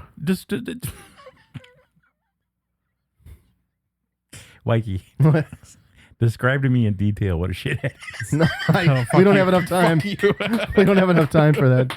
That's going to take a dark turn right there. The whole show is going to take a dark turn. You're a shithead. That's right. Look in the mirror, Sal. We're all shitheads. There's fuck faces. There's shitheads. There's I don't know, cocksmokers. Mike, cocksmokers. there's something meaningful there to be called a shithead. I'm telling you, that's funny. That's funny. I prefer shit heel. Final Destination Bloodlines. This came out May 16th. Did you like it, Sammy? I did like this one. Mikey? Yeah, this is probably the best of them all. I didn't see it. This is directed by Zach Lipovsky and Adam B. Stein, who did Freaks and also Leprechaun Origins. When I first heard that, I was like, I don't know. We'll see about this one, but it was not bad. I liked it, yeah. It was a little sad because this was Tony Todd's last film. Last role. And he just looked like skin and bone. He looked terrible. Oh, he had cancer? Very, very, yeah. But I remember him for You'll see him in the trailer. His wonderful voice and narration that he's done over the years. Like, I just saw Candyman. You know, I was describing how we saw it down in Nashville there. The guy was fucking brilliant. Awesome actor. Wasn't he in the first Hatchet? Correct. Yeah. And Mike, was that him in Colors in the audience yelling as a bad parent? He was a concerned parent. Wasn't that him, one of the parents in Colors? I think he was. No, well, maybe. Because I know he was in... Was it Stand By Me with Morgan Freeman? I never seen that. Yeah, he was like the head of security. But in Colors, maybe. Yeah. Yeah. I'm going to have to look that up. I don't know. All right, let's see it, Sammy. You guys both saw this, right? No, I didn't see this. Saw this one in the theater. I've seen them all, but this one. So this one starts off with like this girl is in like a what do you call it, like the needle, like the Space Needle. Seattle Space Needle kind of thing. Mike. Dude, no. Just gotta love the one you got. Yeah, so in the beginning it's like a tower collapse, and then like decades later that woman has holed herself away, and like this is her family dealing with it now. Yeah, she's made all these precautions to her house. Dude. Everything is safety proof. Yeah. He's a relentless son of a bitch. I mean, you all know the plot of Final Destination movies. It's the exact same thing. Cheating death. Yeah, but I like seeing that. You know, they do a couple fun things in here where they kind of subvert your expectations. You think you know where it's going in one way, and then something else happens. Yeah. Ooh.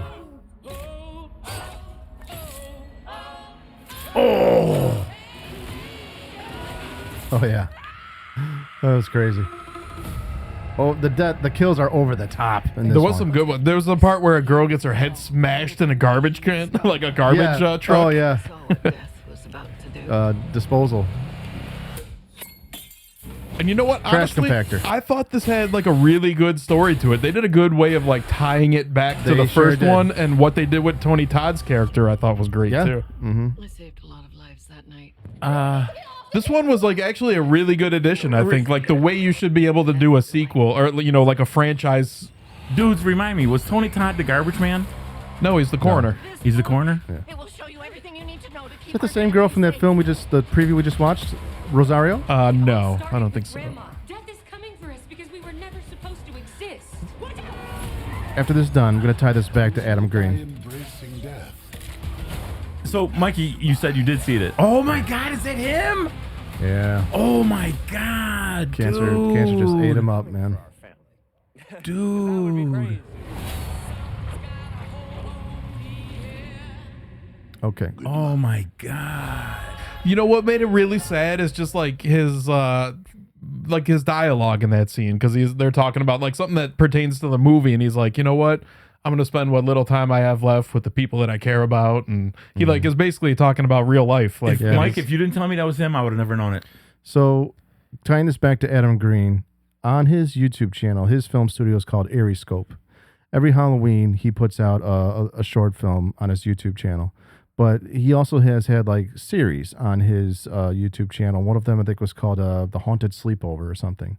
And he would have guests come on, sleep in his studio and office, and they talk about, interesting stuff. Well, he had Tony Todd come over, and they put on pajamas, and they're eating pizza, and he spends the night on his couch.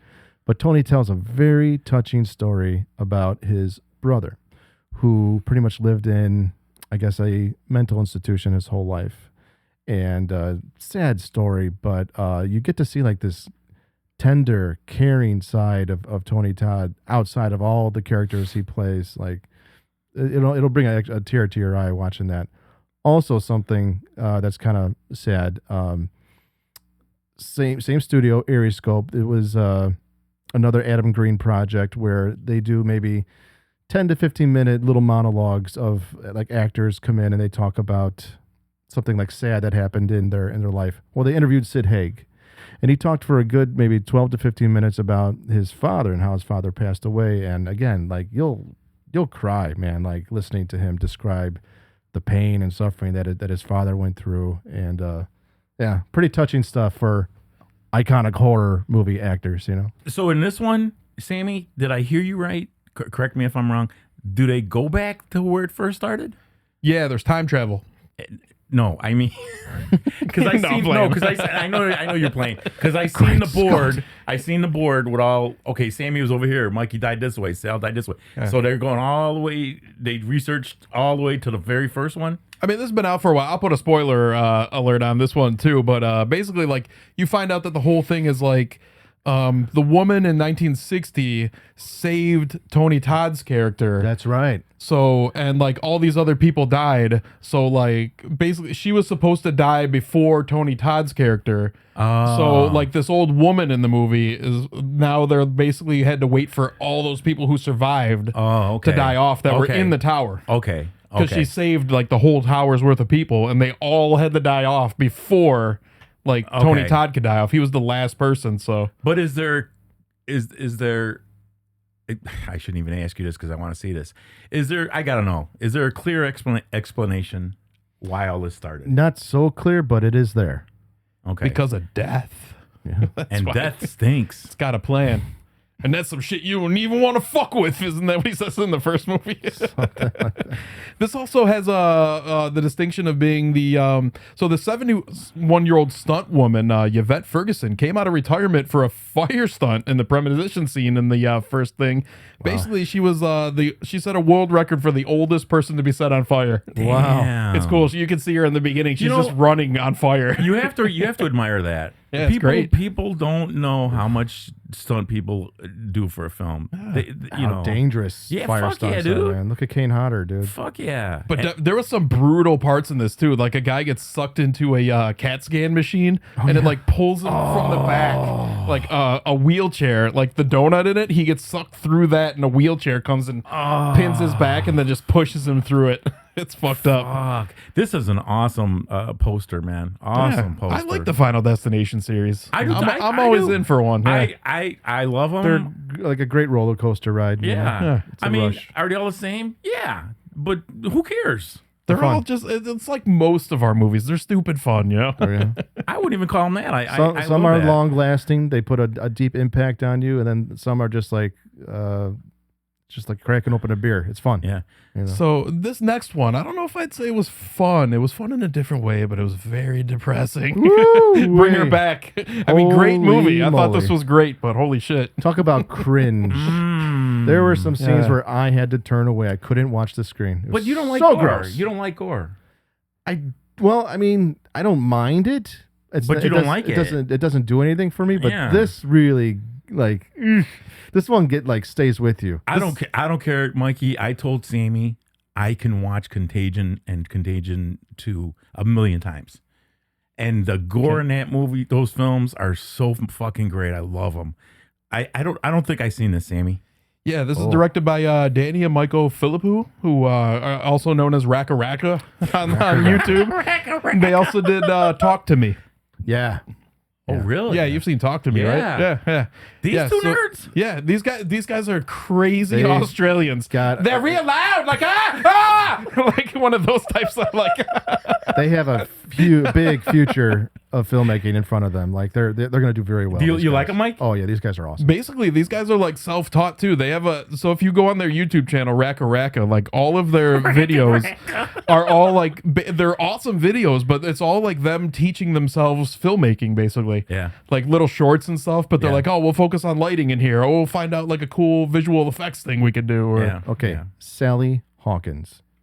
Fucking crazy, man. You'll probably recognize her from Shape of Water. Did you like Shape of Water? I hated Shape of Water. Well, you might hate her in this too, but she was crazy in this one. Loved it. This is such a weird movie. I don't even know how to begin explaining it. It's like a brother and sister have their father die, and then they move in with this foster mother who also has this child who is also like a foster kid. And the kid is just really super fucking weird. They don't know what's going on with him. So creepy looking. She says that he's mute. But yeah, you come to find out that like she's doing all these weird little things to like the sister. Oh, this poor girl. Okay, you can't make fun of her eyes. Needed someone that could keep in special care. The girl in this movie is blind, by the way. Yeah, she is blind. Listen, I gotta tell you a secret. And just cute as a button, to be honest, but they torture the shit out of her. So this is one of these movies I loved. Again, they really don't give you a whole lot by way of exposition or what's going on. In the beginning with the videotape. Yeah. You don't know what the fuck you're watching. Listen. But Sally Hawkins is amazing in this movie. Yeah. She should definitely win some type of award for Absolutely. She just plays like such a grieving, like her daughter died before the start of this movie. So she's dealing with like grief. She's trying to perform this ritual to bring her daughter back. Mm-hmm. Yeah.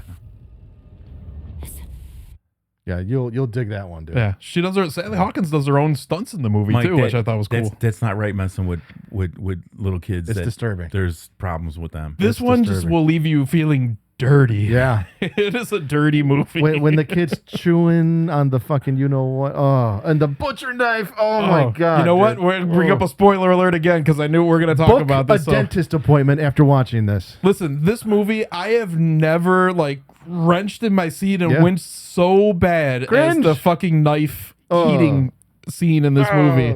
The knife This eating kid scene? grabs this knife and he just like Butcher knife. just like this, like Yeah. and they like But what's wrong with him, Sammy? He's possessed, right? Oh, he's possessed? Something like that. basically yes. So basically yeah, what I've put together about this movie is that she needs basically like a host body that's gonna be it's possessed by a demon, and then when these other two kids come into the house, she is gonna have the demon basically eat the dead kid, right? And then regurgitate it into like the little Asian girl's mouth. Yeah. And then the bot like the soul of that her dead daughter will live in that blind Asian girl. Yeah.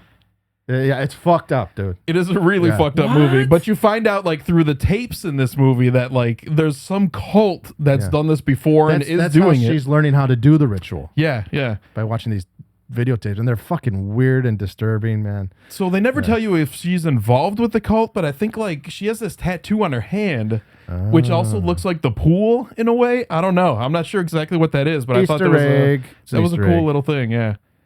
There also are some gnarly pictures. I got to put them on here. I'll put them in the final episode. But the demon looks fucking insane. Why was she running circles on that little boy's head with her finger, dude? That disturbed me. Again, all part of the ritual. There was something about like the demon was like, I don't know, something was fucked up with it, but the circle like brings it back to like calmness. Like it was starting to get too fucking crazy or something like that. Oh, that kid is so creepy, man. At the end of the movie, he actually does eat the dead body, and they show him walking, and he's just got this huge, like, distended stomach belly going on. Mikey, is that a birthmark right here? I think so. On him and a girl? Because a girl had one, too. Are those birthmarks? I think so. I don't know if the Asian girl had a birthmark. I don't know if it was the Asian girl, but one girl had, like, this, like almost the same kind of thing on her face. I don't recall. So there is a cool website that you can go to called blackangeltapes.net that like takes you to this super weird website, and they have like haunted relics where something is like attached to them, or like the talk to me hand is on there. The tapes. I see it right behind you. Yeah, the tapes from this movie is in there, and I think like these dudes are like doing a whole like haunted relic universe where everything is like supernatural or something like that. The craziest scene is when she walks up to the Asian girl while she's sleeping and just fucking drops a hammer fist on her fucking head. Just she punches her right in the head. I sent you that clip. Yeah, yeah. Now, does he always have those eyes? No. He just gets worse and worse as the movie goes on. That's like the demon's eyes, basically. Yeah. Okay.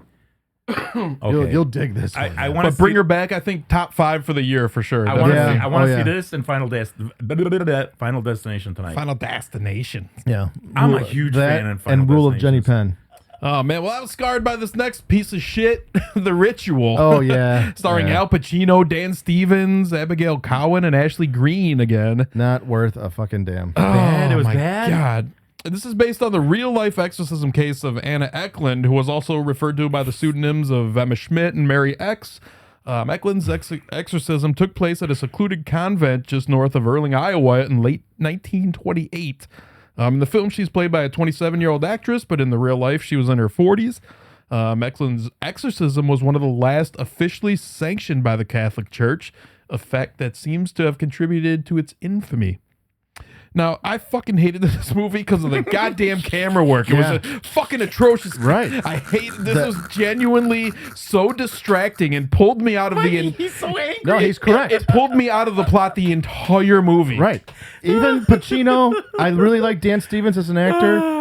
He's a great up and coming guy, but even Pacino couldn't save this shit. There's another Nicolas Cage movie called Arcadian where I said the exact same thing about it. It has horrible camera. Everything is shaky. I just wanted to say, watch that as you're watching this fucking trailer because it will drive you fucking crazy when you're watching this movie. Everything is also, every scene zooms in and then zooms out and then zooms in. Every single shot of the movie is hissing at the side of a church. The woman's parish wishes to attempt a... So the same guy, this actor who played that priest, he was in The Last Exorcism. He's great. But the way that movie was shot too, I didn't like the camera work. Dan Stevens, he's been in great shit. No, the other guy that was the older guy, cardinal or bishop, whatever. In this battle. Also, Al Pacino kind of sucks in this too. He does. He can't. His phony ass accent. It's kind of funny. Dan Stevens is like, excuse me, Father, could you not be so brutal with her? Like, I don't like how you slapped her across the face a bunch of times and punched her in the fucking mouth. He's like, sometimes these demons need to be punches her in the mouth? Oh man, he fucks her up. Something is happening, and it's affecting all of us. What you are doing is failing. He fucking like pours whiskey in her eyes and shit. He's like, what? Drawn into something. I can't sleep. I can't think. For us to be divided. I think of all the movies we've talked about today, this is the one that made me the most mad. Oh, it was bad. Hold back the darkness. I'm like this the whole movie. Put it on a fucking tripod. Steadicam. It was that bad? Yeah, it's just the way the movie looks. It's crap. It drove me. I've been talking about how fucked up the camera work was for 10 minutes. Of course, it drove me mad. But was it? Did it have a good script, Sammy? No, it's like your run of the mill exorcism. No, Okay, not really. Okay. It's like kind of trying to be like a fucking exorcism of Emily Rose, but it fails so hard. So, Mikey, was it as bad as the one with Patricia Heaton wasn't even hot in this. Okay. I'm just playing. He's upset. Can't you see he's upset? This is a union projectionist and video operator. He knows what he's fucking talking Dude, about. he's Angry Sammy. The aspect ratio looked like shit. Oh, what's that guy's name that played in all the Air Force One or that Exorcist movie where he was supposed to be Italian? Pee-wee. No, not Pee-wee. Cut. Talk about Russell Crowe. Russell Crowe. Was it worse than that one, Mikey? Oh, it's like up there with it. Oh God, Yeah, I it's wouldn't even pretty give it time. Then, if you guys say it's right there, fuck that. Yeah, fuck the ritual. That. I don't want to get angry. I don't want to be. You know like me. Sammy. I love possession films. This was garbage. I can't get enough of them. I think Dan Stevens owed somebody a favor. Enough of them. Wow. Don't watch this one. I didn't like it at all. Avoid. What about Predator, Killer of Killers? Yes. Oh, this was fucking awesome. Ass. dude, really loved it. Really loved it. Loved it. I'll be honest, because it was a cartoon, I'm like, oh, this is gonna fucking suck. No. It's brutal. There's some fucked up parts in it. Vince yelled at all me action to watch this. He didn't even ask me or tell me. He yelled at from me start to finish. Watch this. All action, and there's some great voiceover work in this too. Hell yeah! This is directed by Dan Trachtenberg, who also did Prey, 10 Cloverfield Lane, Black Mirror episodes, and The Boys episodes. Also, he's doing the upcoming Predator Badlands. Nice. So he knows this universe definitely. This is it was also directed by Joshua Wasung, who was a visual effects artist, which is cool. This was the first film to be animated using Unreal Engine, one of the first feature films to do so. To what? They're using basically like an Unreal Engine, which is like basically it's just like an image generator, but yeah, it's like basically all made with computers. I can't. You know what, Mike? I can't get enough of Predator or Alien. I can't get enough of them. Well, are we going to talk about the new series? Oh yeah, it's the last one thing on here because have you been watching Alien Earth? No, Sammy told me, and I've seen it constantly, dude. but I haven't watched it yet. Get on it. And how many episodes are so? That's it so far. Yeah, only 4 are out so far. Okay, just started basically. So yeah, this also stars Michael Biehn, who, following his roles in the Terminator and Aliens, Michael Biehn's casting makes him the third alien to star in an Alien, a Predator, and a Terminator film. Also on that list is Bill Paxton and Lance Henriksen. That's right. How was Bill Paxton in it? Alien Predator 2. No, I know that. Oh, you mean not in it? Just like I was going to say actors who've been in. Mike. I thought it was in that because I know for sure for a fact that dude's dead. Actors who have been in all 3 films. Yeah, all 3 series. Wow. Or franchises. I guess. Mike. How would you like to have that under your belt? Oh, I'd be honored. How would you like to have that? I would be the king shit of fucking. Lance is still kicking, and to be killed by all of them, Mikey, too. I would be king shit at our Comic Cons and conventions and speaking. I would be bigger than Linda Blair. Dude, if I was in all three of those movies. Have you guys seen Linda lately? Oh, she looks like she's wearing a mask. Dude. No, it's her face. She looks like she's wearing a mask. What happened to her? Bad plastic surgery options. So also the second segment in this is like a Shogun thing. Yeah. It's, the characters of Kenji and Keiyoshi are voiced by Japanese actor Louis Ozawa, who also appeared in the form or as the Yakuza member in Predators. Now, Sammy. Oh, yeah. Pretty Sammy, cool. Is the two brothers? I dug those dudes. Yeah. I dug those dudes. Even though they wanted to kill each other. Well, one did. One wanted to kill the other one didn't. But the mom was a bad motherfucker, boy. Huh? When she stormed that fucking fortress, yeah. Fuck, that was awesome. You're talking about the first segment in here. Mm-hmm. Oh, the Vikings? My son, tell me why we fight. Oh, I loved her. Do you know who did the voice of her? I do not. I don't think it's anybody we would know. All have traveled far and miss the warmth of home. That's cool, like a Chicano World War II pilot. Yeah, they had some really cool animation in here too. It's kind of like in the same vein of like that anime. Spider-Man one, where it's like kind of choppy. This is not anime. I think a lot of people thought this was anime. It's not. But Mike, is Prey the first time they showed up? Oh, I don't know. They never really clarify that. You're not hearing me. What great graphics. Something else up in the sky. And some Easter eggs at the end. Oh, big time. We're going to get to that in a second. I got a bunch of them for you. You are ready now. But yeah, basically they're all fighting the Predator, who then abducts them for like a final fight on the the Predator planet. That's what I want to see. I want to see them go to the planet. They do it at the end of this movie. No, I'm talking in the real film. We must fight together. Here we go. Yeah, I was not expecting this one to be like as brutal as it was. There's Fuck yeah, it's all it was action. brutal. It's all action. Fuck yeah.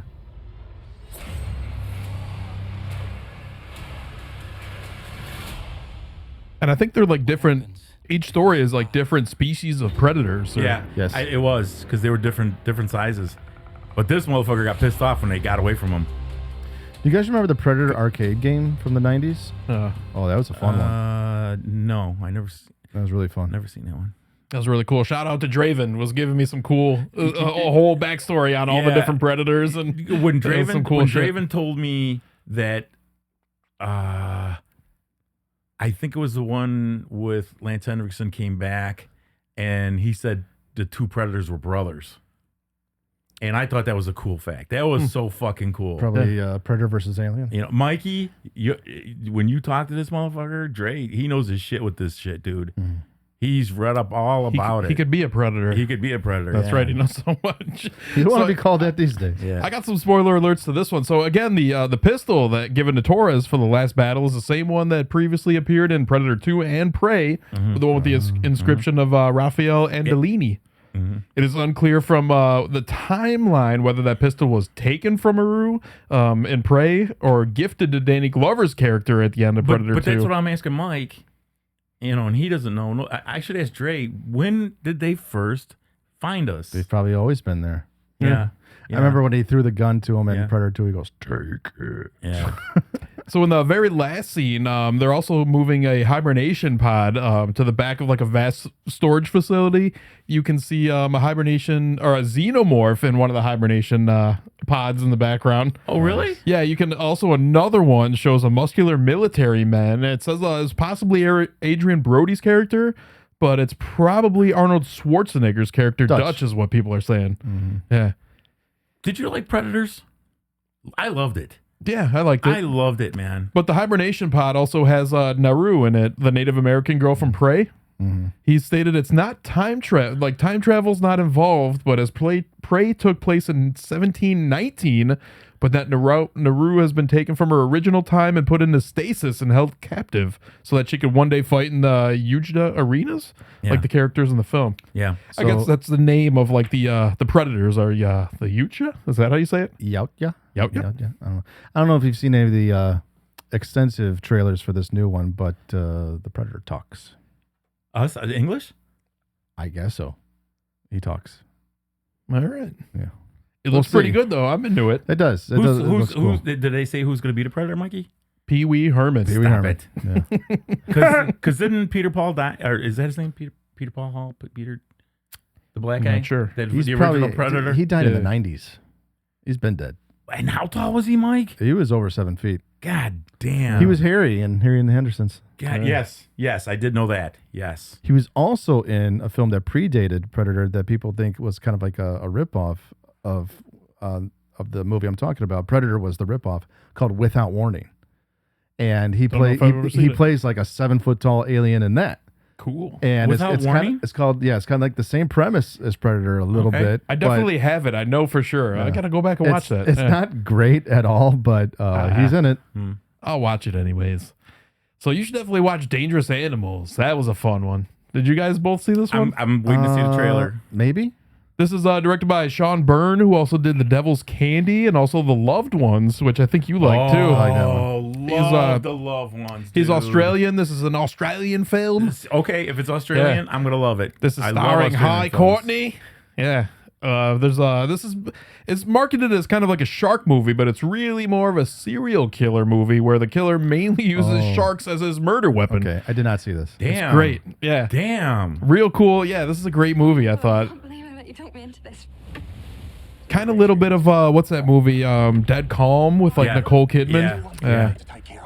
So yeah, this girl and her basically she's a free-spirited surfer. She gets abducted by him and held captive on his boat, and she's got to figure out like a way to escape before he carries out like this ritualistic feeding to the sharks. You know, that's what he does as a serial killer. He feeds girls to the sharks, and he films it. Okay, you said Dead Calm. Was Billy Zane in Dead Calm? Yes. Yeah. He was at the con. Yeah. And what's his name from Sam Neill? Yep. Yeah. Billy Zane and his sister were at Flashback Weekend. Billy Zane was the one after. In Dead Calm. Mike, he feeds him the sharks, dude. I could think of a few people that I'd like to feed to sharks. She reminds me of Jennifer Lawrence. This is awesome too because it's just like a straightforward movie. There's no twists. There's no turn. You know, it's like this is a guy. This is what he does. We're gonna try and catch him before he kills this woman. Basically, there's a guy in this movie who's also trying to, find where his girlfriend went. Was he in one of the Terminators? High Courtney, yeah. He played Kyle Reese, I think. Yeah, he's been in some good stuff. I like High Courtney. I thought he was the Australian guy in. What's the movie with all the he was in Suicide Squad. Suicide Squad. Oh, that's him? The Australian guy with the boomerang? I thought that was him. Oh, come on. Don't be like that. This is your time to shine. Oh, fuck. Yeah, but you see what he did with the first dude? He stabs him, doesn't kill him, but he wants him to bleed so the sharks will fucking eat him. Oh, yeah. Is this better than that shark movie with Scout Taylor Compton? Oh, Mike. It's not even in the same ocean. Mike. It's so good. Mike. Popeye the Sailor was a magnificent movie compared to that. I couldn't even finish it. This one is way better. Do you know the only reason why I finished it is because Scott Taylor Thompson looked magnificent in a bikini. Yep. Oh. She's an atrocious actress. I like her as a person and everything, but she is atrocious. You know what? You know what? In all the rest of her shit, yes. But in Halloween, I thought she was magnificent. I don't know. Magnificent. So the end of this does fall apart just a little bit for me. I mean, basically, like I don't know. I don't want to give anything away with this movie. This is obscure enough where you won't know anything. Did you like it, Sammy? Yeah, it's great. There's also a creepy part where he opens the secret cabinet and there's like 50 videotapes in there, and you're like, oh shit, like he's been doing this a while, dude. Nice. Damn. Yeah, it's good. Not bad. But like our one episode, what do you want? Drown space. But now you're in the water and you are gonna drown, but you're getting fucking eaten as you're drowning, dude. You probably die when your body is ripped in half by the shark.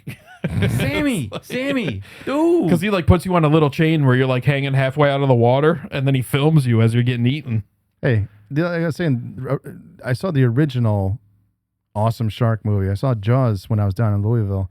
Haven't watched that one in a long time. The movie still fucking delivers. Yeah, of course. It's fucking brutal, man. Yeah. When he It's a reason it's a classic. When you see him crunch and you hear the bones crack, that's power, man. When he That got is fucking when he got power. it's on the boat and the boat tilts. Yeah, Mike. And Yeah, falls right into his mouth. yeah.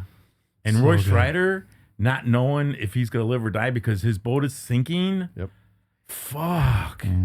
So I think we're just on a run of heaters here. We got 28 years later. Oh man. So Mike, okay, Mikey, you said you did like it. Yes, I did. I did like this one. This is probably the most deepest zombie film I've ever seen. It's weird and They're wacky. infected people. They are infected people. Yeah. Please correct me. Please do correct me. Thank you, Sam. Oh, Mikey. Usually, on this Mike is episode- yelling at people that Yeah. they're infected. On this episode, you've said the word cockstrong at least 10 times, right? Yeah. We're going to watch the trailer. I guarantee you're going to say it about 20. Okay. Okay? Did you see this? No. Oh, you got to watch Get this. ready for some cock, Mikey, Sal. Mikey, are those shotguns sticking out of the boneheads? They're cocks. Yeah, dude. Yeah. They have these alpha zombies who are just rock hard dicks. Horse dude. cocks. Yeah. Rhino cocks. Yeah. Their anger is All kinds of cocks. Yeah. You two shitheads. Let's see the trailer. So this is directed by Danny Boyle, by the way. Really accomplished. Trainspotting, The Beach, 28 Days Later, Sunshine is a great one. Slumdog Millionaire, 127 Hours, Trance, just amazing filmmaker. He did some real cool shit in this movie, like with like the bullet cam, as it's like the Matrix cam. Yeah, yeah. They did some yeah. cool shit with that in there. This is also directed by Alex Garland. Again, did a lot of Danny Boyle's movies. Also Annihilation. He freaks me out. Look at him. Look I at know him, our Mikey. buddy Tony likes this guy. Look at him, man. Yeah. He looks so disturbing, this dude. So this is starring Jodie Comer, Aaron Taylor Johnson, and Ray Fiennes. Love Judy Comer. So before we start the trailer, I want to say this was like a great fucking trailer. This features a distinctive recording of the poem "Boots" by Rudyard Kipling. Yeah. It's read by the actor Taylor Holmes in 1915. It's basically a repetitive rhythm that imagines the march of British soldiers during the Boer War. And this recording of the poem is actually used by the U.S. military to simulate the psychological distress of being held captive. That's crazy. So yeah, this trailer really gives nothing away for the movie, I think so. Rudyard Kipling. Do you know what his famous story was? Jungle Book. Yeah. See, Yeah.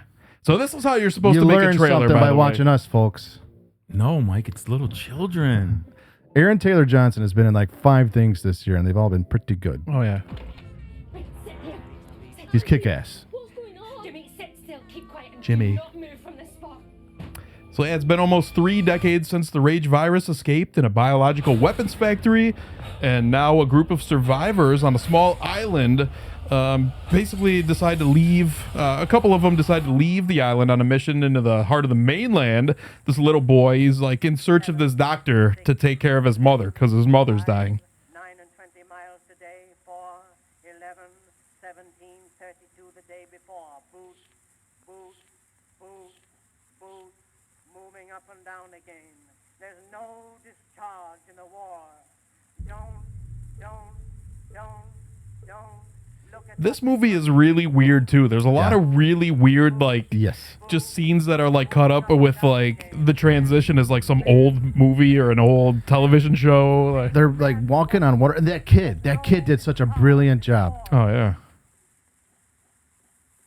Amazing too. There's like they live on this island that's separated by like this little causeway that fills up with water at the end Yeah. of it, so the zombies can't get in. I'm calling it a bridge, but yeah, there's a causeway. Yeah, but it's an amazing part where like this big alpha zombie is chasing them across, and there's Dude like hangs low. yeah, there's like, but you can see like the Milky Way in the background, and like it's such a beautiful scene of like, but it's terror filled. Yeah. Yeah, the alpha zombie. Dude hangs low. Dude, forget a baby arm hanging off this dude. He had my arm hanging off. He had a horse cock. Throwback to the original. A lot of people thought that was Cillian Murphy, but Right. it's not. Mm-hmm. And what's his name is in this? Ralph Fiennes. Yes. They kind of, I was going to go into that in a minute, but he was like, they make it seem like he's like a real evil, crazy character, and then Right. he's like, I mean, a little spoiler alert here, but yeah, you get to the end, and he's like a real caring guy. He's like creating these totems and everything of people as like a memento mori, like remember memento the mori. dead. You know? Do you dudes think this is the best out of the three? I think so. Yeah. Mhm. I did. It's really deep. Yeah. It gets you thinking.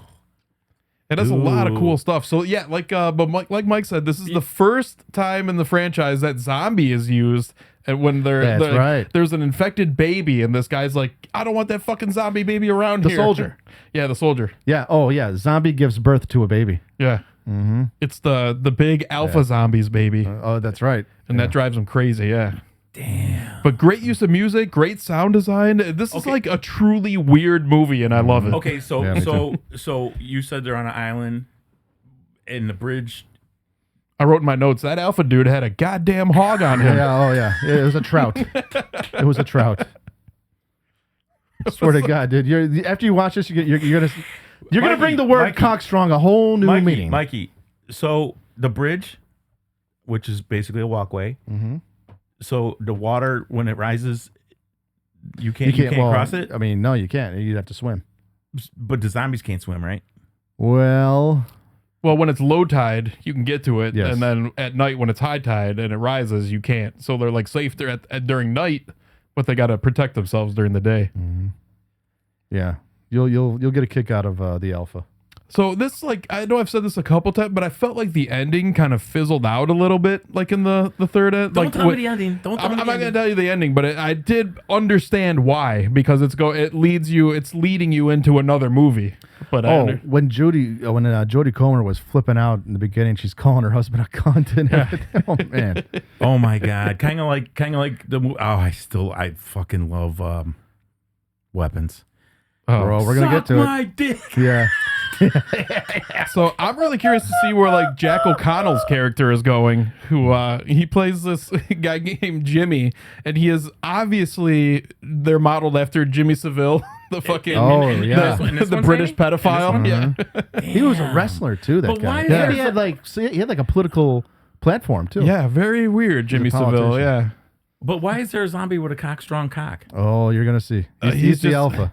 Man, this dick had to be 2 feet if it's not fucking 1 inch. I swear to God. Damn. Whole new meaning to cockstrong.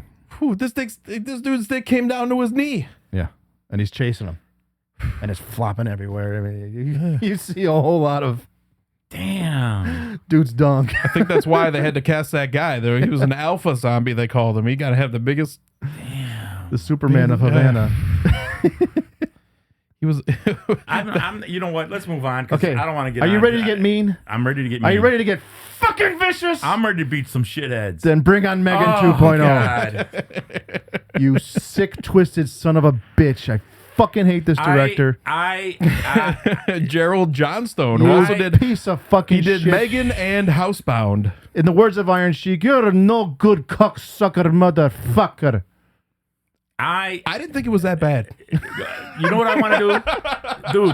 Dudes. You know what I want to do? You know what I want to do? I want to take all the flies from that restaurant we were at today and shove them up this guy's ass. Man. And right after So I shove him up his ass, bad. I want to fucking cold cock him real hard. This shawarma place we went to today was like Holy Moly Donuts from Friday After Next. It's like, A lot of flies. And I could have sworn he said to Mike, "Hey, buddy, flies or no flies?" Yeah, right. Hepatitis or no hepatitis? What do you want? All right. Sammy was angry because the flies were bigger than he was. That's an added bonus to your meal. Because Sammy goes, "Hey, you shitheads!" Oh God. So you guys want to talk about Megan? No. Go ahead. I want to rip this apart. No, fuck this part. This is 2 years after Megan's rampage. Her creator, Gemma, resorts to resurrecting the creation in order to take down Amelia, a military-grade weapon who has been built by a defense contractor who stole Megan's underlying tech. So this is basically like a spy film, basically like a high-tech Yes. sci-fi Hate her spy voice. film. Amelia's stronger than you can imagine. Anyone Who can stop her, including you, Gemma. Which, bummer. But to get to you, Oh my god. Oh, this movie sucked. I mean, to be honest, I didn't think the first one was very good. Like, and when you're talking about in terms of horror, Yeah. I didn't I think see it was a what you're horror saying. movie. This one, I see what you're saying. This one's like a comedy action film. It's an action film. This is not horror at all. This is basically Terminator. You know what this was? This was to make more money for idiots like us to go see it, and we fucked up because it was horrible.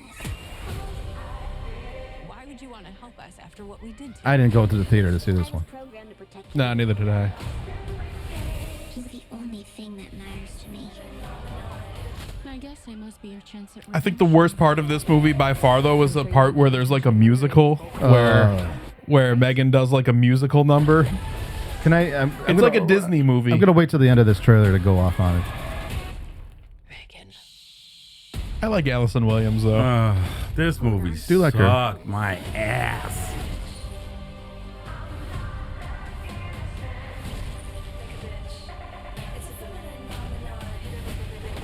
God, the fucking martial arts and the action is just garbage. Dude, I'm sweating. Because you're angry? No, because it's hot.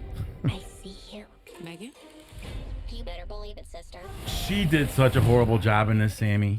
She did a Who? horrible. Violet? Yeah. Or you mean Everybody did a horrible job in this movie. Horrible.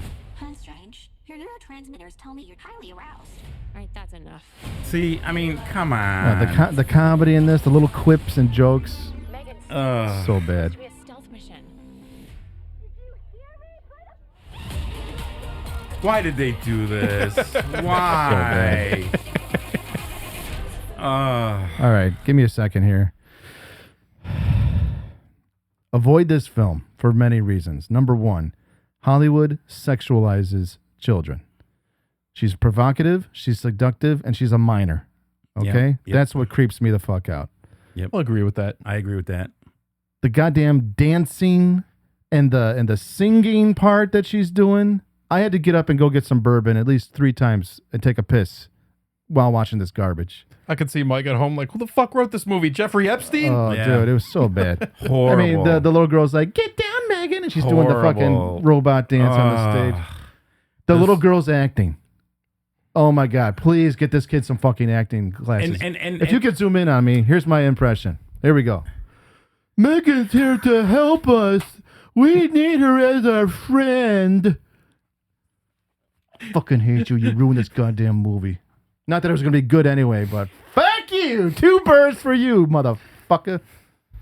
Come on, let's go. Let's move on, Sammy. All right, next one. This is one Mike told me about. Abraham's Boys. It was okay. Abraham's Boys. Never heard of it. Short theatrical run. Unfortunately, I saw it in a drowsy state. I can't remember that much from it. I don't even remember the ending very much. But it's a cool story about the character of Abraham Van Helsing from the original Dracula story. Based on a story by Joe Hill. Yeah. Stephen King's boy. Yeah. This is directed by Natasha Kermani, who did Lucky and also the VHS 85 segment Techno God, if you remember that one. Mm-hmm. Yeah, so this is starring Titus Welliver, Jocelyn Donahue, I'm sorry, Brandy Hepner, and Judah Mackey. Yeah, Titus Welliver. Good actor. Beautiful house. Wow. Little bit slow, this one, but I thought there was there's some great cinematography, and it's an interesting choice, to shoot it in that format, I think, 4:3 like that. Is this the Van Helsing house? The world is getting smaller. So this whole movie is like Van Helsing after he leaves Europe. Like after he, after the he whole kills thing. Dracula? Yeah, because he's now married to, what is the woman's name? Oh, Tamina. Tamina, yeah. The Mina Harker. So he believes that Dracula is now coming, or like just vampires in general are trying to find Mina, and he's paranoid that they've finally found him. His in wife. the New World, yeah, because they came to America. Is that his son? So yeah, the whole movie is basically Abraham's sons, Van Helsing's sons, like trying to decide like, are their parents like kind of crazy, or are they okay. All right. like are they really are they just like crazy religious fanaticists that are like believe in vampires and weird shit? Mikey, never thought of that. That's awesome. Yeah. I dig that. I dig that. It's Joe Hill, man. So in the end, yeah, you're kind of forced to make a choice, like whether you want to believe that vampires are real or that they're, Van Crazy. Helsing is just crazy. Yeah, crazy, yeah. Because he's real strict. He's always telling them, like, Super you better strict. do this. He throws them down the stairs. Evil is real. What the fuck? Yeah, this one was cool. Whole different take on the Dracula story, like a continuation. It was neat. Damn. RLJE, they put out cool shit. Yeah. But Mike, just what Sammy said interests me. Frankenstein. How many movies? Oh, I never seen the creature my father created, and I'm blah blah blah blah. Dracula, Wolfman, everything. We have a Frankenstein movie coming out, directed Dude, by yeah. Guillermo del Toro. Yeah, I think it's November 3rd. Looking forward Something to like that. Yeah. I wish they And- would have hit that Halloween date again. There's always movies that I wish would just come out like a couple weeks earlier for Halloween. But And, Sammy, this looks fucking interesting, man. It's an interesting movie, yeah. I mean, but like I said, it's slow. You're gonna think it's really slow. You know what? And I understand that, but what you said grabbed me. I mean, Mikey, are my parents crazy? Yeah. Do you kill them? Do you run away? And that's probably like the 1800s. Early 1800s, early 1900s. Yeah, I think it's 18, late 1800s, early. Come on, Mikey. Your mom and dad came over and they said, "Hey, Mike, we've been meaning to tell you this for a long time, but dude, we're vampires." Yeah, we've been meaning to. Dude. Sit down, real quick. We just want to tell you, your mother got her brains fucked out by a vampire, and the dick was so good, she's still dick drunk off it. That dick followed us to America now. Oh my god. The alpha. You got to protect this house before your mother gets fucked again. Sammy, the alpha from the last film.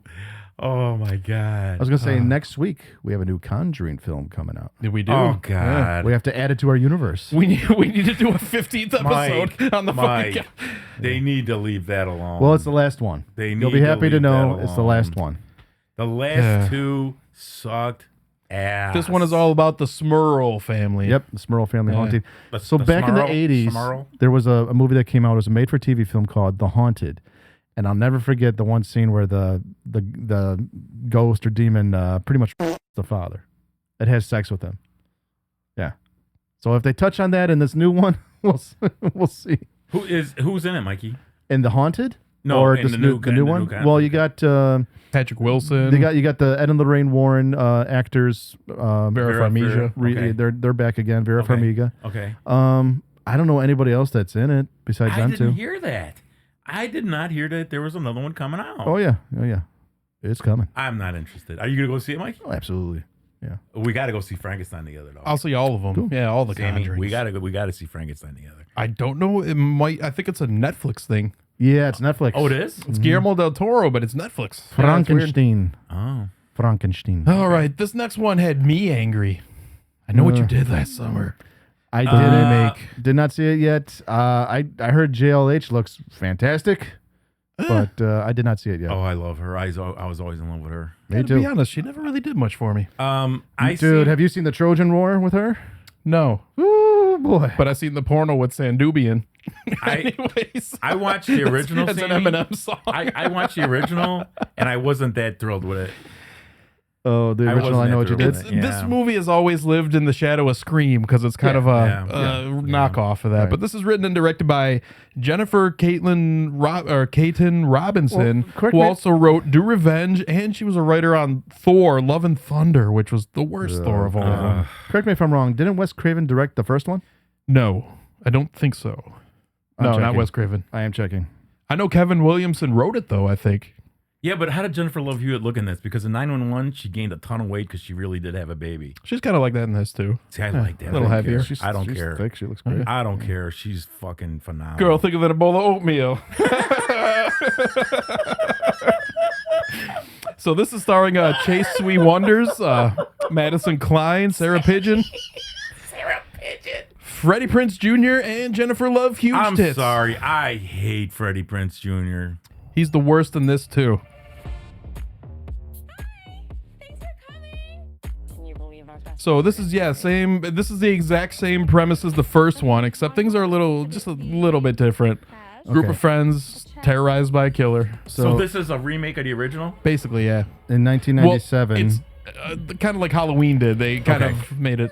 Okay. In 1997, Jim Gillespie directed and Kevin Williamson wrote it. Okay. So there's really no good kills in this one, no serious gore, or even moments when you get like some cool practical effects, even though there's a body count of 9. That's not enough for me. But you know what? I don't know. Maybe, okay, I just turned 38, but I was like, maybe this movie is not made for me. Because in the movie, they're like, the dude's like getting attacked by the killer right here. In this scene, actually, this dude is like, oh, come on, bro. Be cool about it. I'll give you the code to my crypto wallet, bro. And he's kept, like, everybody in the movie talks like super, hip nowadays. So you want to watch him die. Kind of, yeah. And suffer. But it was just, for me, it was just like the writing in this was so fucking tired. It's like, they tried to do what every movie does, which is like carrying on like, the legacy characters and everything, but also starting a new franchise. Well, it's just name recognition, and that's what they're making money off of. This guy wrote for WWE for a while. Yeah. Freddie Prinze? Yep. No, Mike, you better shut up. 100%. He did? Yep. He was a writer. Wow. Worked with the Hardy Boys a lot, I guess. Wow. So yeah, this one just like hits all the beats that like Scream and Halloween have already done. Like what they do, everything with the legacy characters, like that's already been done. It's basically like the writer of this movie just watched those movies and was like, I'll copy that shit. It's lazy filmmaking, if you ask me. It is. I'm sorry, I can't get into this series. We are not gonna die today. So does that trailer make you guys want to watch this movie at all? No. No. Anything But I with will Freddie go Prinze back and Jr. watch JLH and Trojan War. Anybody that remakes Scooby-Doo movie needs their asses kicked. You know what? They really should have brought back Jack Black from I Still Know What You Did Last Summer. He was the best. You know He was the fat white Jamaican guy. He's like, y'all wanted to get high. The only thing I'd like to watch Freddie Prinze Jr. in is if they had a movie that him and Pauly Shore had to kill each other and slice each other apart, I would watch that. Because those two motherfuckers, how they got in Hollywood, how they got their movies, how they made any money is beyond me. I know how Pauly got in. Yeah, his mother. Yeah. All right, so I'm going to spoil this for you. At the end, the killer is fucking Ray, who is the fucking Freddie Prinze Jr. Okay. Which it completely ruins like his character arc from the last movie. It's one of the dumbest motivations, I think, to make him I the wouldn't killer. care. I don't care. There's really no serious explanation also of why Ray and Julie are divorced and hate each other's guts in this movie. The only reason why I would even put this on is if Mikey told me Jennifer Love Hewitt took off her blouse. I've already said a lot of what my notes and shit said in here, but if that happened, I would definitely skip to that scene. The dialogue at the end is so fucking stupid. So basically, there's this girl in the movie who, first of all, they're not even guilty of anything. They're standing in the middle of the street watching. You said he drives off the road. Shut up! They're sitting in the middle of the street watching the fireworks, and this car swerves around them and falls off of the cliff. They didn't even do nothing. Jesus. Well, correct me if I'm wrong. Never mind. Was Freddie Prinze's father a singer and actor? No, he was a comedian. Mikey, watch this. You shut up. Never mind. I'm done with this one. Next. Oh boy. Oh, so this is starring real life husband and wife Dave Franco and Allison Brie. This is they both served as executive producers, and they're both facing copyright infringement lawsuits, claiming together is a blatant ripoff of a 2023 film called Better Half. I thought you were kidding me about that. I thought no, Better Half is a comedic, is more comedic, but together is a body horror. But there's like, if you look online, there's scenes that are like exactly the same from this movie. So they've been in films together a few times, I think. Like what else, Mikey? Horror? Horror, yeah. I don't like him, but I like her. She was great on Glow. She was awesome on Glow. Oh, yeah, definitely. She's not beautiful, but there's something about her. She's cute. I can't stand Dave Franco. I hate his stupid fucking girly voice. He's a little bitch. I like him better than his brother, James. Yeah. I think that guy's been canceled. Yeah, you don't hear anything about him anymore. Just stay away. So yeah, basically these two are years into their relationship. They move to the country, the crossroads. I'm sorry, they find themselves at a crossroads when they move to the country. They basically have like tensions that are flaring, and an encounter with an unnatural force threatens to corrupt their lives, their love, and their flesh. This is basically described as a body horror film that blends like body horror elements with relationship and peril narratives. Exploring a struggling couple facing terrifying physical transformations of themselves and each other. Basically serves as a metaphor for the breakdown and decay of their love.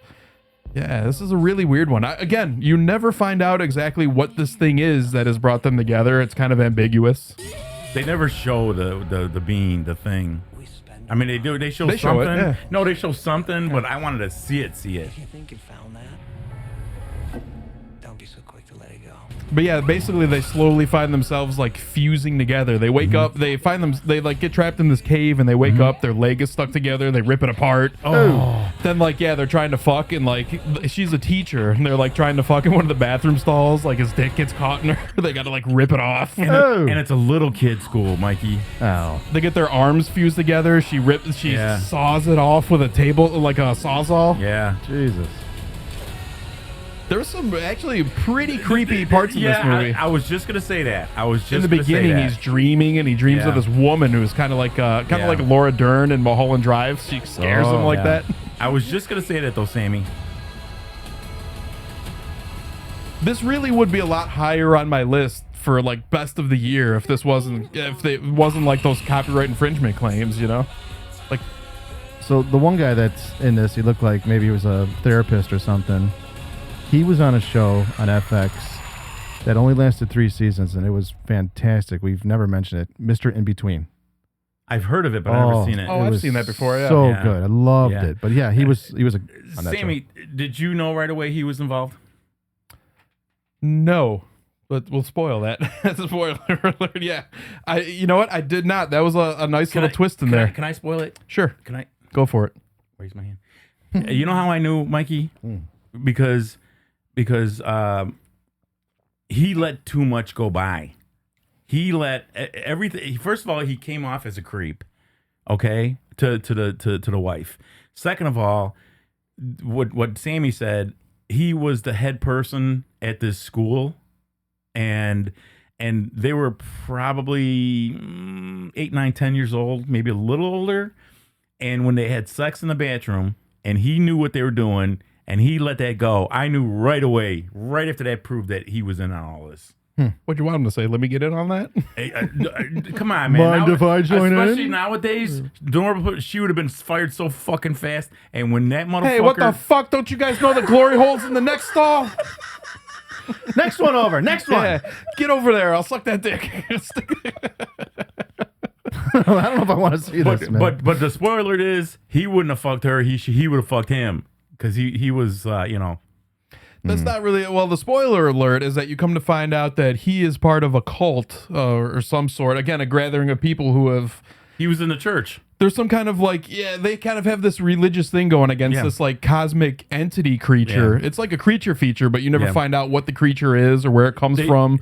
And basically, what happens is like this creature like infects 2 people. And then, like, in the end, they end up fusing together to become one person. But so basically, that guy that you were talking about is like an amalgam of 2 different people that have already gone through the ritual. There was a church, okay, where they congregated, and if Sammy was one of my followers and you were one of my followers, you had to have this little bell at your house, Ring. Whether it's a ring or a chime. Or in your backyard. You got the bell on the bike? Oh, sure. I don't know where it is. I'm sorry, so I'm listening. But there's this little bell because in the hole that Sammy was talking about, that's where the church was burnt and actually got sucked into the ground. And there was a big bell right there when the couple fell in. Mm-hmm. And I'm like, how did they not notice that? Yeah, that sounds interesting. Maybe How did we'll they check fucking? this out. You know what though? I will say, and I told Sammy, another spoiler, when they finally fused together, I thought it was magnificent the way even their eyes went together. And I was like, dude, oh, it was cool brutal, effects? Mikey. Cool effects? It was brutal. Yeah. That was good. Yeah. All But right. like Sammy said, when they were on the ground and because they were campers. They were campers. They were professional, you know, and you know, he had all the you know, the compass and everything and whatever. And when they fell in the hole, and she said, "Hey, what's this? What's this?" And you could see her skin just sticking to the fucking ground, dude. What I thought was creepy was it was like they were like in different rooms at night, and they was trying to like bring them together by like dragging their bodies together, and like Allison Brie ends up like smashed against this like window, like, and it's like vibrating, and she's like, but Sammy, I didn't know they were really married. Yeah, in real life, I didn't even know that was James Franco's brother. Yeah, Dave. You know, but Mikey, it opened up so magnificently. I really thought it was gonna be more than what it was because they showed two dogs coming together. Oh, they hurt doggies? Dude, no, they don't hurt them. They don't just hurt come them. together. You know, they become a wolf. yeah. I'm just, I don't know. No, they come together and they just. Okay, I'll give it a try. Well, weapons. Yeah, boy. Best of the year for me, I think. I I'm agree. I'm gonna do this right now. You can't not stand up. No, I can't. Did you see this? I thought it was magnificent. Oh yeah. I thought. Hold on, This let me just get came my- out pretty recently, August 8th, a couple weeks ago. Yeah, it's starring Julia Gardner, Josh Brolin, Eldon Ehrenreich, Carrie Christopher, Benedict Wong, and Amy Madigan. All the well-known and Pee Wee Herman. no, our guy. Did you mention Jeepers Creepers kid? Oh, that's a spoiler. Oh, that's right. He's got a cameo. Justin Long has a cameo. Yeah, Mikey. So, I liked seeing. I didn't know he's in this. I was like, oh shit, Justin Long. So Amy Madigan. She the best acting she's ever done. They started off with the wig, right, and the hat. She reminded me of Betty Davis. I laughed. Oh, because yeah. she reminded me of Betty Davis. But when she took it all off, and I told Sammy, I realized who it was. Fuck. We'll get to her. A magnificent job. Like I was saying with Rule of Jenny Penn, John Lithgow's best acting. This is Amy Madigan's best acting she's ever done. For sure. You know her I from totally agree. Uncle Buck and all these totally things over the agree. years. Uncle Buck's girlfriend. Yeah, this is the best acting she's ever done. Scared the shit out of me, man. Just the way she looks. And I'll show you some shit that'll scare the shit out of you in a minute. And I told Sammy, she's just like the chick that played in He-Man. Evil Lynn? Evil Lynn. She didn't need any makeup, Mikey. She just aged. Oh, And you're talking about Meg Foster. Meg Foster? Yeah. Like Meg Foster, she just aged really bad. And let me tell you something. But Amy she still has Madigan. great eyes. Amy Madigan was never nothing to look at to begin with. But when she got old, holy crap. Oh, yeah. So this is written and directed by Zach Krager, by the way, from The Whitest Kids You Know. He also did Barbarian, obviously. Yeah, great. I like when he's linking, you have fucked up. You have now fucked up. I'm sorry, Sam. What was the other film? You have fucked up now. Barbarian. What's it? Barbarian. Oh, Barbarian. Okay. Yeah. I So should've he's known. 2 for 2 right now. I should know. Zach Krager. And Whitest Kids You Know was a funny sketch show. See, when you dudes told me to watch this, and if I watch it yet, I didn't know he did Barbarian. Yeah. So I was going to put it in here, but I don't want to blur out the girls' privates and everything. But basically the children run like the naked Vietnamese girl covered in napalm. You know that Sure. it's like an award-winning Oh, yeah. war image where it's called The National Terror of Geographic, War, also known as Napalm Girl, taken in Vietnam in 1972. Why is that funny to you? Never mind. King of inappropriateness to my left. Jesus Christ. I just wish that they Capital E, capital D, capital I, capital T. I just wish that that caption that they showed that Sammy's talking about the Vietnam thing, that you see one of her shoes being like. No, you don't. They were all burnt off by a fucking napalm bomb, you motherfucker. Nagasaki. Or Hiroshima. Oh, boy. We're never getting into this. Let's take a look at weapons here. Love her. She's been in so many good things. What, Mike? What Julia, else has Julia she been Gardner. in? What else has she been in? I've never watched it, but I heard the show Ozarks is amazing with her. Okay. She was in that recent werewolf film, Wolfman. She was in Last Exorcism Part 2. A lot of good stuff. She was in Werewolf or Wolfman? The latest one, yeah. Was she the wife? Josh Brolin, yes. Kids in one classroom. So yeah, all but one child from the same class mysteriously vanished on the same night at exactly the same time, and a community is left questioning who or what is behind their disappearance. That happened right here in my town. I like the narrator kid too. It's just really creepy, like a good way to bookend the movie. I think. Yeah, I agree. I'm not gonna find it in the news. Those kids walked out of those homes. No one I mean, I know Brolin's been in a lot of stuff, but like after Goonies in the 80s, like I feel like he disappeared for the longest time. And then he's made this comeback. He's in some great stuff. Oh, yeah. Well, he was an American Gangster. He was in the Goonies. But that's he was 80s. in Grindhouse movies. Yeah, well, he was in the one Grindhouse movie. Yeah. There was only one Grindhouse movie. Again, this trailer gives a little more away, but man, I didn't know anything about this movie when I sat down to watch it. Right.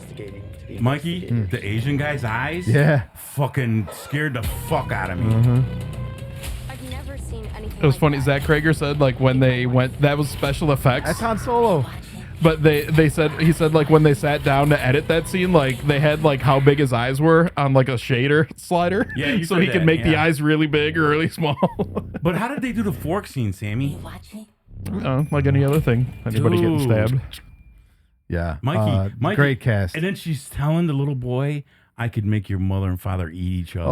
Oh, I could make them kill." Evil. Now you're getting into spoiler territory here. That's not right, Mikey. She was evil, man. That's not right, dude. Okay, the scariest part for me, I mean, a few times they show her face like pop up, and she's like, got this crazy smile. When the cop who played the new Han Solo in the Solo movie, he goes into the basement and she runs up on him. She's just like kind of cringing in the corner, and then she grabs the crucifix off of him. But I jumped out of my seat, man. It was cool. So funny thing, there's a big thing about like 217 in this movie. It's even on like there's a big machine gun that's rotating in the air and it says 217. That's when all the kids disappeared. Oh. I also it was a weird thing. I put it together. There was 17 kids that disappeared right under her spell. Also the two adults, the mom and the dad. Yeah. I mean, 2, eventually 17. she did the 3 and the 4 with the fucking, the junkie and the cop. But I was like, 217 is like the parents and the kids, I think. Okay, but answer me this. Also, 217, I found out, relates in the Bible to Matthew, which is the murder of all children aged 2 or younger in Bethlehem. Oh, boy. Pretty creepy, right? You got deep, man. There's layers in there, You dude. got deep. Why does he know? That's very disturbing. All right, Sammy, answer me this. Because he's Sammy. Because Answer I me this. fucking research, actually. Answer me this. That's his homework. I didn't get clarified because I've got a peewee brain. So the grandmother told the boy, "I need these children so I can stay Wasn't the longer." grandmother. Or I'm sorry. They said she was an aunt. I'm sorry. But what would she have to do with the children? Just leave them down there and she'd stay long and she'd live longer? Yeah, she was 'Cause siphoning. she was very sick. That was, if you pay attention, there's a lot of things about parasites in the movie. Like when you go into Benedict Wong's house, they're watching a documentary about cordyceps mushrooms. Oh wow! Which that takes control of people, and I didn't pick there's that also up. a part in the when she walks into the classroom and there's the one kid who lifts his head like that and he's wearing the makeup. Yeah. In the background, there's a lesson on parasites. Oh, so that's what she's Did you doing get is that, Mike? she's siphoning their life force from them. Oh, That's amazing, Now I don't man. feel That's bad. why Mike- she Okay. started off with the parents, and then she wasn't getting any better. Okay. So she told the kid Okay. I could get better, and I'll go away if you can get me like all the kids in your classroom. Like You've got an Mikey- eye for detail, But my friend. Mikey, Huh. that just I'm not disappointed in you, but I'm surprised in you that you didn't know that.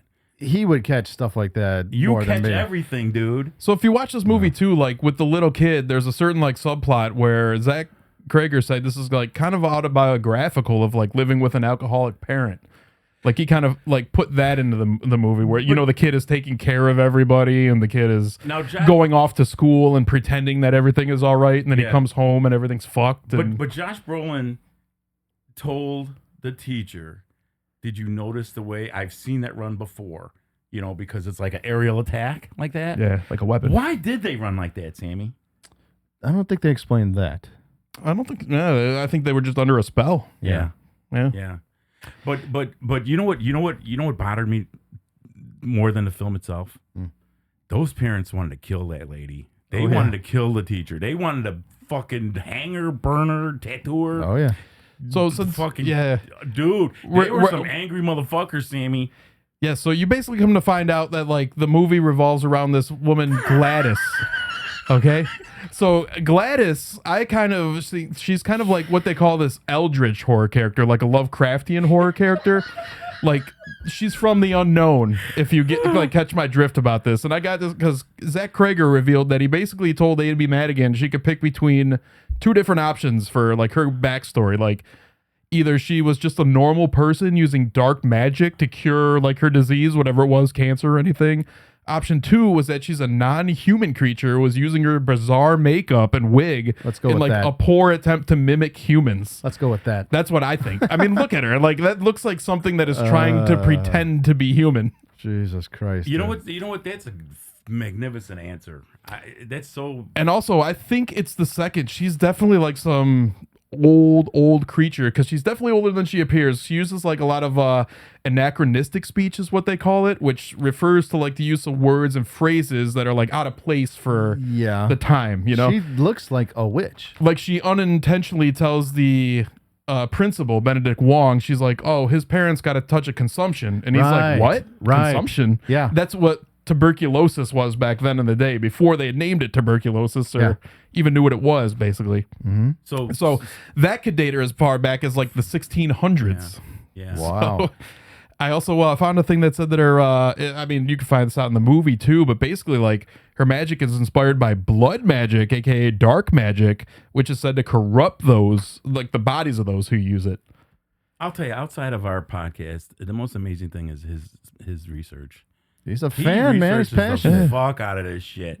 Man. We go But yeah. deep on the last 3 rows. But basically, this movie got me fucking twice with the Gladys jump scares and the nightmares. I was like, the first one was when, what is it? Yeah. She's on the ceiling. Yeah, she's on the ceiling. Yep. The second one is when Josh Brolin is talking to his son, and then it just cuts back to her, and she's like, Mike, I was watching this. Sammy and I were servicing the salons. I was watching this on my little ass iPad. Sammy's next to me, and I was embarrassed because I thought he's seen how many times I jumped on a little fucking screen. Because I told Sammy what supposed to be aggravated working, me. so. What I told Sammy, Mike, is God damn it, why couldn't I have seen this at the theater like Mike did?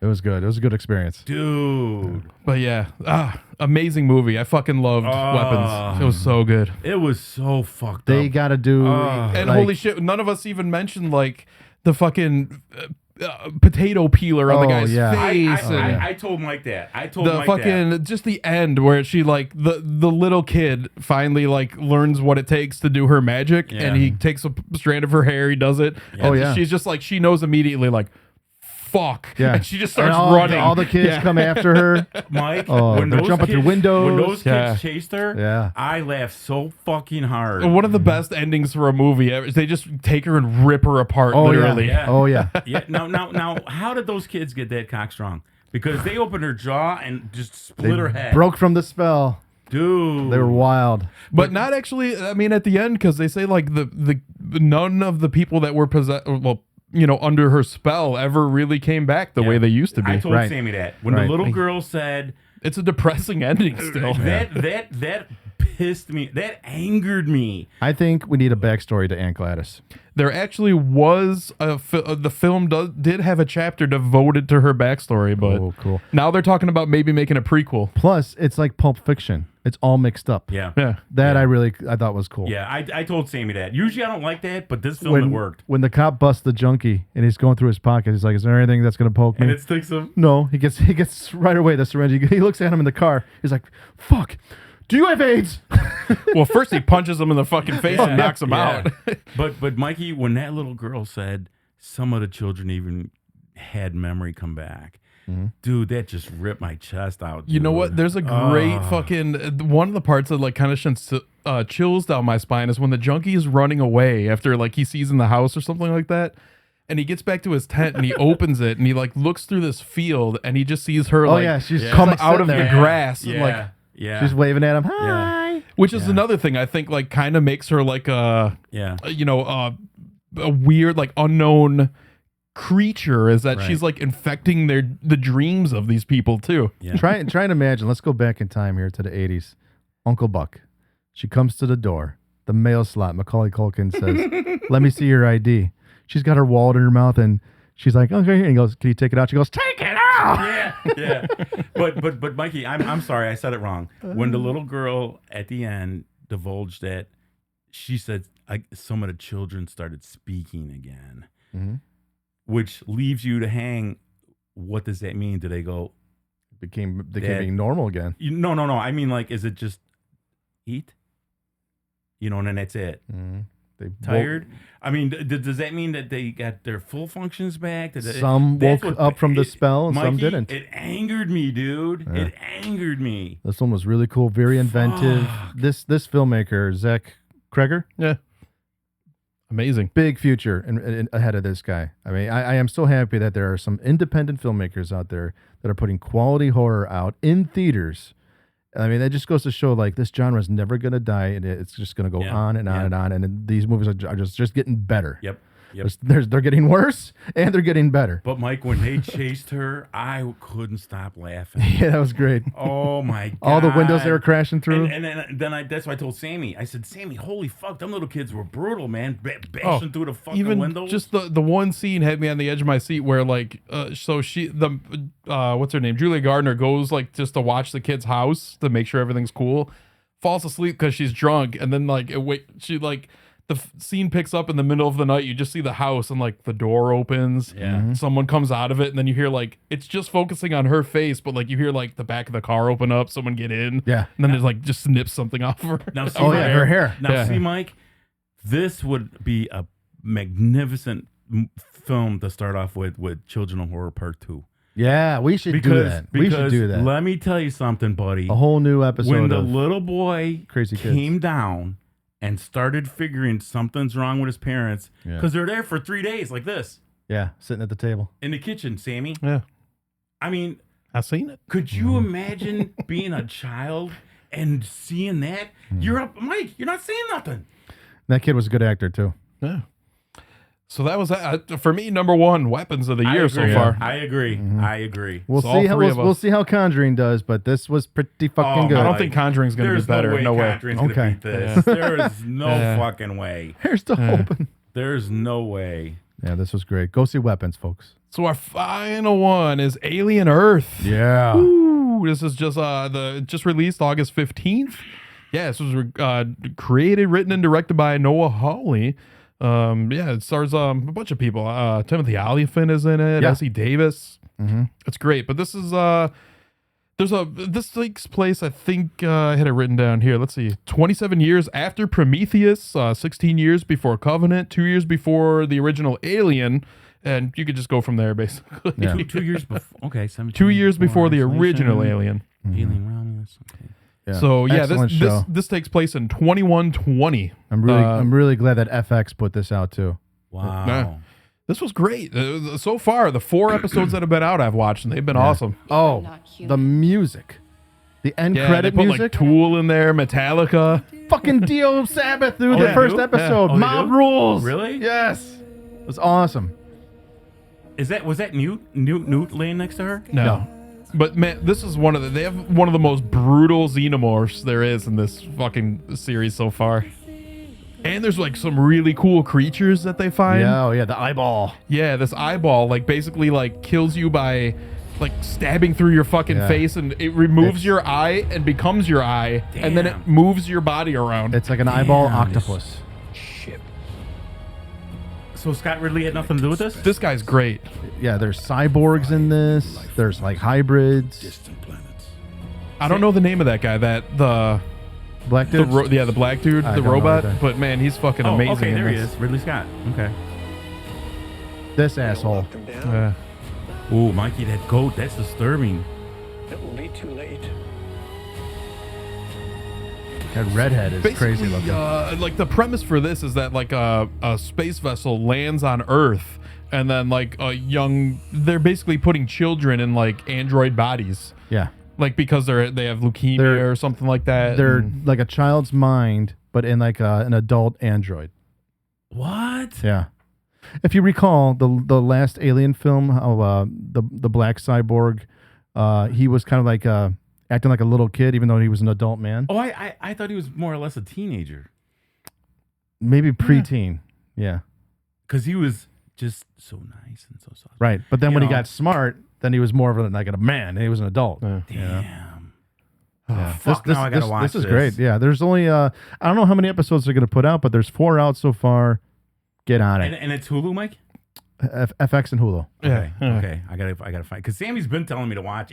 I'm sorry. Sammy's been asking me did I watch it, and I haven't watched it yet. It's been great. Yeah, I'm really looking forward to the rest of the season. Oh yeah.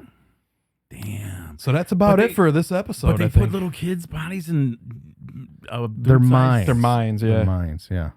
All their memories. Well, they kind of wipe out a lot of their memories too. I think so, yeah. But the smart one, the star of the show, she remembers everything. Her brother, she's been looking for her brother, and she does find him. And then she has to convince him, like, it's me, your little sister. Damn. It's cool. So thanks for watching, everybody. Don't forget to like and subscribe and share this video on YouTube. We are on Facebook, Instagram, Spotify, iTunes. We have an email. Please contact us. Sam, what's the email? LastRowsOfHorror@gmail.com. So coming up this year, Days of the Dead is coming in November. I'll probably attend. Hopefully these guys too. It's a fun horror convention here in Chicago. Travels all over the country. The documentary is coming. We're working on it. We're gonna get it out to you as soon as we can. It's my Paranormal Road Trip 2025. So look for that. Thanks for watching. Keep it horrific. See ya. Later.